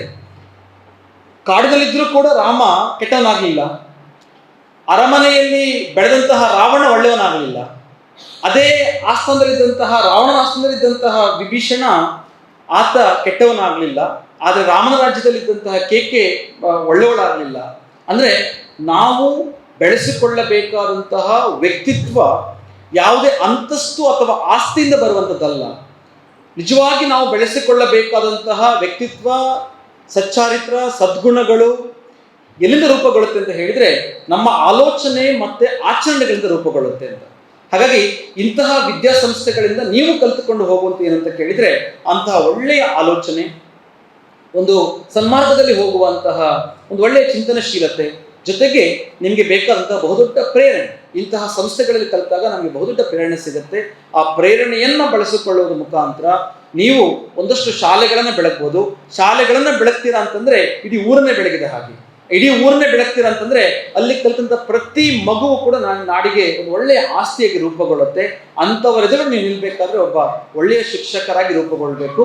ಅದು ಕೇವಲ ಬಿಲ್ ಅಂಡ್ ಬೆಲ್ಲಿಗೆ ಸ್ಕೋಪ್ ಕೊಡುವ ಶಿಕ್ಷಕರಾಗದೆ ಅವರ ಬದುಕನ್ನು ಕಟ್ಟಿಕೊಡುವಂಥ ಶಿಕ್ಷಕರು ತಾವುಗಳೆಲ್ಲ ಆಗಿ ಕ್ರಿಯೇಟಿವ್ ಸಂಸ್ಥೆ ಆ ದೃಷ್ಟಿಯಲ್ಲಿ ನಿಮಗೇನಾದರೂ ಒಂದು ಚಿಕ್ಕ ಪ್ರೇರಣೆಯನ್ನು ಕೊಟ್ಟಿದ್ರೆ ನೀವು ಒಂದು ದಿವಸ ಆ ಸಂಸ್ಥೆಗೆ ಬರಬಹುದು, ನಮ್ಮನ್ನು ಭೇಟಿ ಮಾಡಬಹುದು. 7 ಜನ ಶಿಕ್ಷಕರು, ಯಾವುದೇ ಉದ್ಯಮಿಗಳಿಲ್ಲದೆ ಕಟ್ಟಿದಂತಹ ಸಂಸ್ಥೆ ಇವತ್ತು ಒಂದು ಪುಸ್ತಕ ಮನೆ ಪರಿಕಲ್ಪನೆಯನ್ನು, ಮುಂದಿನ ದಿವಸಗಳಲ್ಲಿ ಒಂದು ಕ್ರಿಯೇಟಿವ್ ಕೋಆಪರೇಟಿವ್ ಕಾನ್ಸೆಪ್ಟನ್ನು, ಸಮಾಜಕ್ಕೆ ಆಸರೆಯಾಗಿ ಬರ್ತಕ್ಕಂಥ ಒಂದು ಆರ್ಥಿಕ ವ್ಯವಸ್ಥೆಯನ್ನು ಕಟ್ಟಲಿಕ್ಕೆ ಹೊರಟಿದ್ದೇವೆ. ಒಂದು ಒಳ್ಳೆಯ ಶಾಲೆಯನ್ನು ತರಬೇಕು, ನಾರ್ತ್ ಇಂಡಿಯಾದಲ್ಲಿ ಇರ್ತಕ್ಕಂಥ ಬೇಸಿಕ್ ಫೌಂಡೇಶನ್ ತರಬೇಕು ಅನ್ನೋ ಕಾರಣಕ್ಕೆ ಒಂದು ಗ್ಲೋಬಲ್ ಸ್ಕೂಲನ್ನು ಕಟ್ಟಲಿಕ್ಕೆ ಕೊಟ್ಟಿದ್ದೇವೆ. ಮುಂದಿನ ವರ್ಷ ಅದು ಲೋಕಾರ್ಪಣೆಗೊಳ್ಳಲಿಕ್ಕಿದೆ. ಬೇರೆ ಬೇರೆ ರೀತಿಯ ಸಾಮಾಜಿಕ ಆಯಾಮಗಳಲ್ಲಿ ಅದನ್ನು ರೂಪುಗೊಳಿಸುವಂಥ ಪ್ರಯತ್ನವನ್ನು ಹಾಕ್ತಾ ಇದ್ದೇವೆ. ಶಿಕ್ಷಕ ಅಂತ ಹೇಳಿದರೆ ಆತನ ಪ್ರಯತ್ನ ನಿರಂತರ. ನಾವು ಯಾವತ್ತೂ ಕೂಡ ನಮ್ಮ ಕೆಲಸ ಮಾಡುವಾಗ ನಾವು ಸೀಮಿತಗೊಳ್ಳೋದು ಬೇಡ. ನಾನು ಇವತ್ತು ಬೆಳಿಗ್ಗೆ ಒಂದು ಕಾರ್ಯಕ್ರಮಕ್ಕೆ ಹೋಗಿದ್ದೆ ಹೆಬ್ರಿಯಲ್ಲಿ. ಅವಿನಾಶ್ ಶೆಟ್ಟಿ ಅಂತ ಹೇಳಿ ಕಾರ್ಕಳದ ಒಬ್ಬ ಉದ್ಯಮಿ, ಯುವ ತರುಣ, ಇನ್ನು ಬೆಳೆದಿರ್ತಕ್ಕಂಥ ಉದ್ಯಮಿ. ಅಮ್ಮನ ನೆರವು ಅಂತ ಹೇಳುವ ಒಂದು ಫೌಂಡೇಶನ್ಸ್ ಅನ್ನು ಮಾಡಿಕೊಂಡು ಪ್ರತಿ ವರ್ಷ 100 ವಿದ್ಯಾರ್ಥಿಗಳಿಗೆ ಸ್ಕಾಲರ್ಶಿಪ್ ಅನ್ನು ಕೊಡ್ತಾರೆ. 90% ಅಧಿಕ ಸ್ಕೋರ್ ಮಾಡಿದಂತಹ ಎಲ್ಲ 10th ಮಕ್ಕಳಿಗೆ 5,000 ರೂಪಾಯಿ, ಎಲ್ಲ ಸೆಕೆಂಡ್ PUC ಮಕ್ಕಳಿಗೆ 10,000 ರೂಪಾಯಿಯನ್ನು ಕೊಡುವ ಮುಖಾಂತರ ಆರ್ಥಿಕವಾಗಿ ಹಿಂದುಳಿದಂತಹ ಅಥವಾ ಆರೋಗ್ಯದಲ್ಲಿ ಸಮಸ್ಯೆ ಕಂಡಂತಹವರಿಗೆ ನೆರವಾಗುವಂತಹ ಕೈಂಕರ್ಯವನ್ನು ಮಾಡ್ತಾ ಇದ್ದಾರೆ. ಆ ಕಾರ್ಯಕ್ರಮಕ್ಕೆ ನಾನು ಬೆಳಿಗ್ಗೆ ಹೋಗಿದ್ದೆ. ಸಾಕಷ್ಟು ನನಗೆ ಮನಸ್ಸಿಗೆ ಮುದ ಕೊಡುವಂಥ ಕೆಲಸ ಮಾಡ್ತಿದ್ದೆ. ಯಾಕೆಂತಂದ್ರೆ ಆತ AB ನೆಗೆಟಿವ್ ಬ್ಲಡ್ ಗ್ರೂಪ್. 44 ಸಾರಿ ಆತ ಬ್ಲಡ್ ಡೊನೇಷನ್ ಕೊಟ್ಟಿದ್ದಾನೆ ಸರ್. 44 ಬಾರಿ ರಕ್ತದಾನ ಮಾಡಿದ್ದಾರೆ ಅಂತಂದ್ರೆ AB ನೆಗೆಟಿವ್ ಬಹಳ ಅಪರೂಪದ ಬ್ಲಡ್ ಗ್ರೂಪ್. ಅದು ತುಂಬಾ ಜನರಿಗೆ ಸಮಸ್ಯೆ ತಕ್ಷಣ ಸಿಗುದಿಲ್ಲ. 44 ಬಾರಿ ರಕ್ತದಾನ ಮಾಡಿದ್ದಾರೆ ಅಂತಂದ್ರೆ ಅದು ಬರೀ ರಕ್ತದಾನ ಮಾತ್ರ ಅಲ್ಲ, ಜೀವದಾನವನ್ನೇ ಮಾಡಿದ್ದಾರೆ ಅಂತ. ಅಂತಹ ಶ್ರೇಷ್ಠ ಕಾಯಕವನ್ನು ಮಾಡಬೇಕಾದ್ರೆ ನಮ್ಮ ಯುವ ತರುಣರ ಮನಸ್ಸುಗಳು ಹೇಗೆ ರೂಪುಗೊಳ್ಬೇಕು, ನೀವು ಮುಂದಿನ ಮಕ್ಕಳನ್ನು ಹೇಗೆ ರೂಪುಗೊಳಿಸ್ಬೇಕಂತ ಹೇಳಿದನ್ನ ಈ ಕಾರ್ಯಕ್ರಮದ ಮುಖಾಂತರ ಕೊಂಡು ಹೋದ್ರೆ ನನಗೆ ಬಹಳ ಒಂದು ಸಾರ್ಥಕತೆಯನ್ನು ಕಾಣುತ್ತೆ. ಇಂತಹ ಒಳ್ಳೆ ಕಾರ್ಯಕ್ರಮಗಳನ್ನು, ಯಾಕಂದ್ರೆ ನಮ್ಮಂಥ ಚಿಕ್ಕವರನ್ನು ಕೂಡ ಗುರುತಿಸುವಂತಹ ಕೆಲಸ ಒಬ್ಬ ಒಳ್ಳೆಯ ಗುಣಗ್ರಾಹಿಗೆ ಮಾತ್ರ ಅದಾಗ್ತದೆ. ಸರ್ ಇತ್ತೀಚೆಗೆ ನಮ್ಮ ಕಾಲೇಜಿನ ಒಂದು ಕಾರ್ಯಕ್ರಮಕ್ಕೆ ಬಂದಾಗ ಅಲ್ಲಿಂದ ಬಹುಶಃ ಅವರು ಆ ಒಂದು ಅಲೆಯನ್ನ, ಒಂದು ಚಿಂತನೆಯನ್ನು ಕೊಂಡು ಹೋದ್ರು. ತಕ್ಷಣಕ್ಕೆ ಒಂದು ಕಾರ್ಯಕ್ರಮಕ್ಕೆ ನಮ್ಮನ್ನು ಕರೆಸುವ ಪ್ರಯತ್ನವನ್ನು ಮಾಡಿದ್ರು. ಆ ಗುಣಗಳನ್ನು ಗ್ರಹಿಸುವಂಥವರಿಂದಾಗಿ ನಾವು ಮತ್ತೆ ನೀವು ಒಟ್ಟಿಗೆ ಸೇರಿ ಸಮಾಜವನ್ನು ಒಳ್ಳೆ ಹಂತಕ್ಕೆ ಕೊಂಡು ಹೋಗ್ಬೋದು.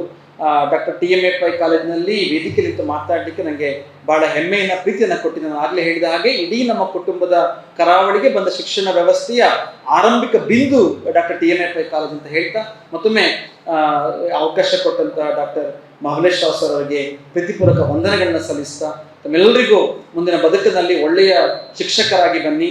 ಕೇವಲ ಆ ಶಿಕ್ಷಕ ವೃತ್ತಿಗೆ ನೀವು ಸೀಮಿತವಾಗಲಿಕ್ಕೆ ನೀವು ಪ್ರಯತ್ನ ಪಡದೆ ಅದರ ಆಚೆಗೆ ಸಮಾಜಕ್ಕೆ ಒಂದು ಒಳ್ಳೆಯ ಬೆಳಕಾಗಿ, ನೆರಳಾಗಿ ನಿಂತುಕೊಳ್ಳಿ. ಗುರುವಾಗಿ ಎಲ್ಲವನ್ನ ಪಡೆಯುವಂತ ಮನಸ್ಸು ತಂದಾಗಲಿ ಅಂತ ಅಷ್ಟೇ ನಮ್ಮ ಮಾತನ್ನು ಮುಗಿಸಿ ನಮಸ್ಕಾರ.